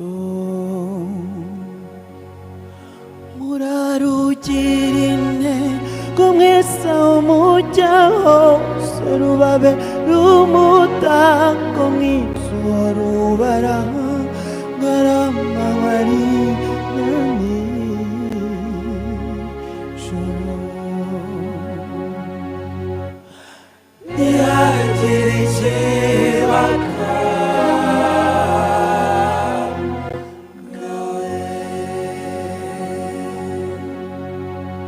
muzabona ibibagora bizakagutambamira urwo rukundo, murabe maso hatagira umwanzu bacamo icyanzu,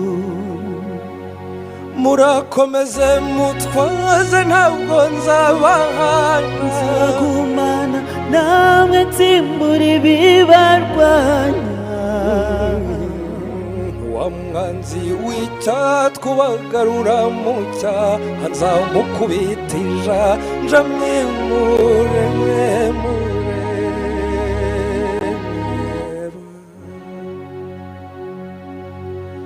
muhumure naratsinze nemekuru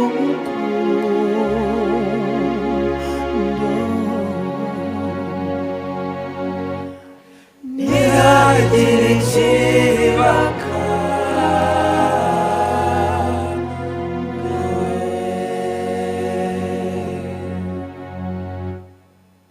murizihirane cyane mumenye kunda umwanya wanjye, ntibaguhinda kandi umusanga ntukabikangwe, ure nawe urumurwa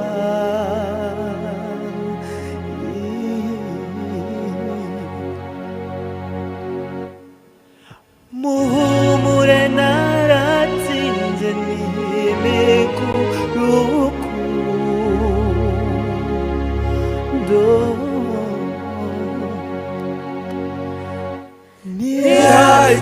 kibaka.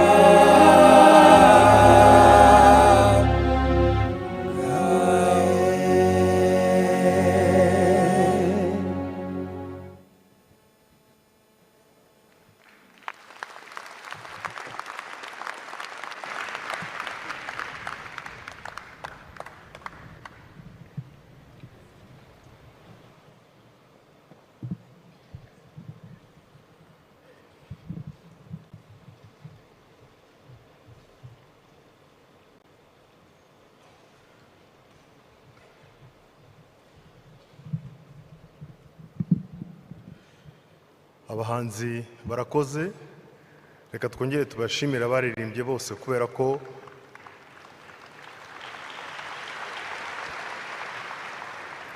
batugaragarije uko byagenda kose ubuzima burakomeza, generasiyo ziha izindi, kuko bagiye basubiramo indirimbo zaririmbwe n'abahanzi bababanjirize.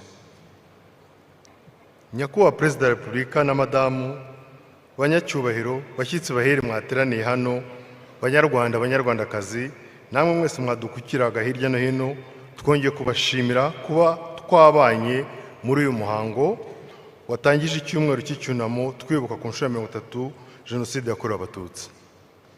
Nk'uko bisanzwe, ibikorwa byo kwibuka bizakomeza mu gihe cy'iminsi 100. Dukomeze rero kuba hafi abarokotse Jenoside yakorewe Abatutsi, dukomeze kwibuka twiyubaka. Mwakoze, murakarama. Excellencies, distinguished guests, we have come to the end of the ceremony. We thank you all for being with us and for standing by us on this important occasion as we honor those we lost, those who survived, those who saved lives, and those who fought and continue to fight for the country we have today. As we close this ceremony, marking the start of the 30th commemoration, we please ask that we continue to remember, unite, and renew. Please remain in your place as the heads of states and delegated officials depart.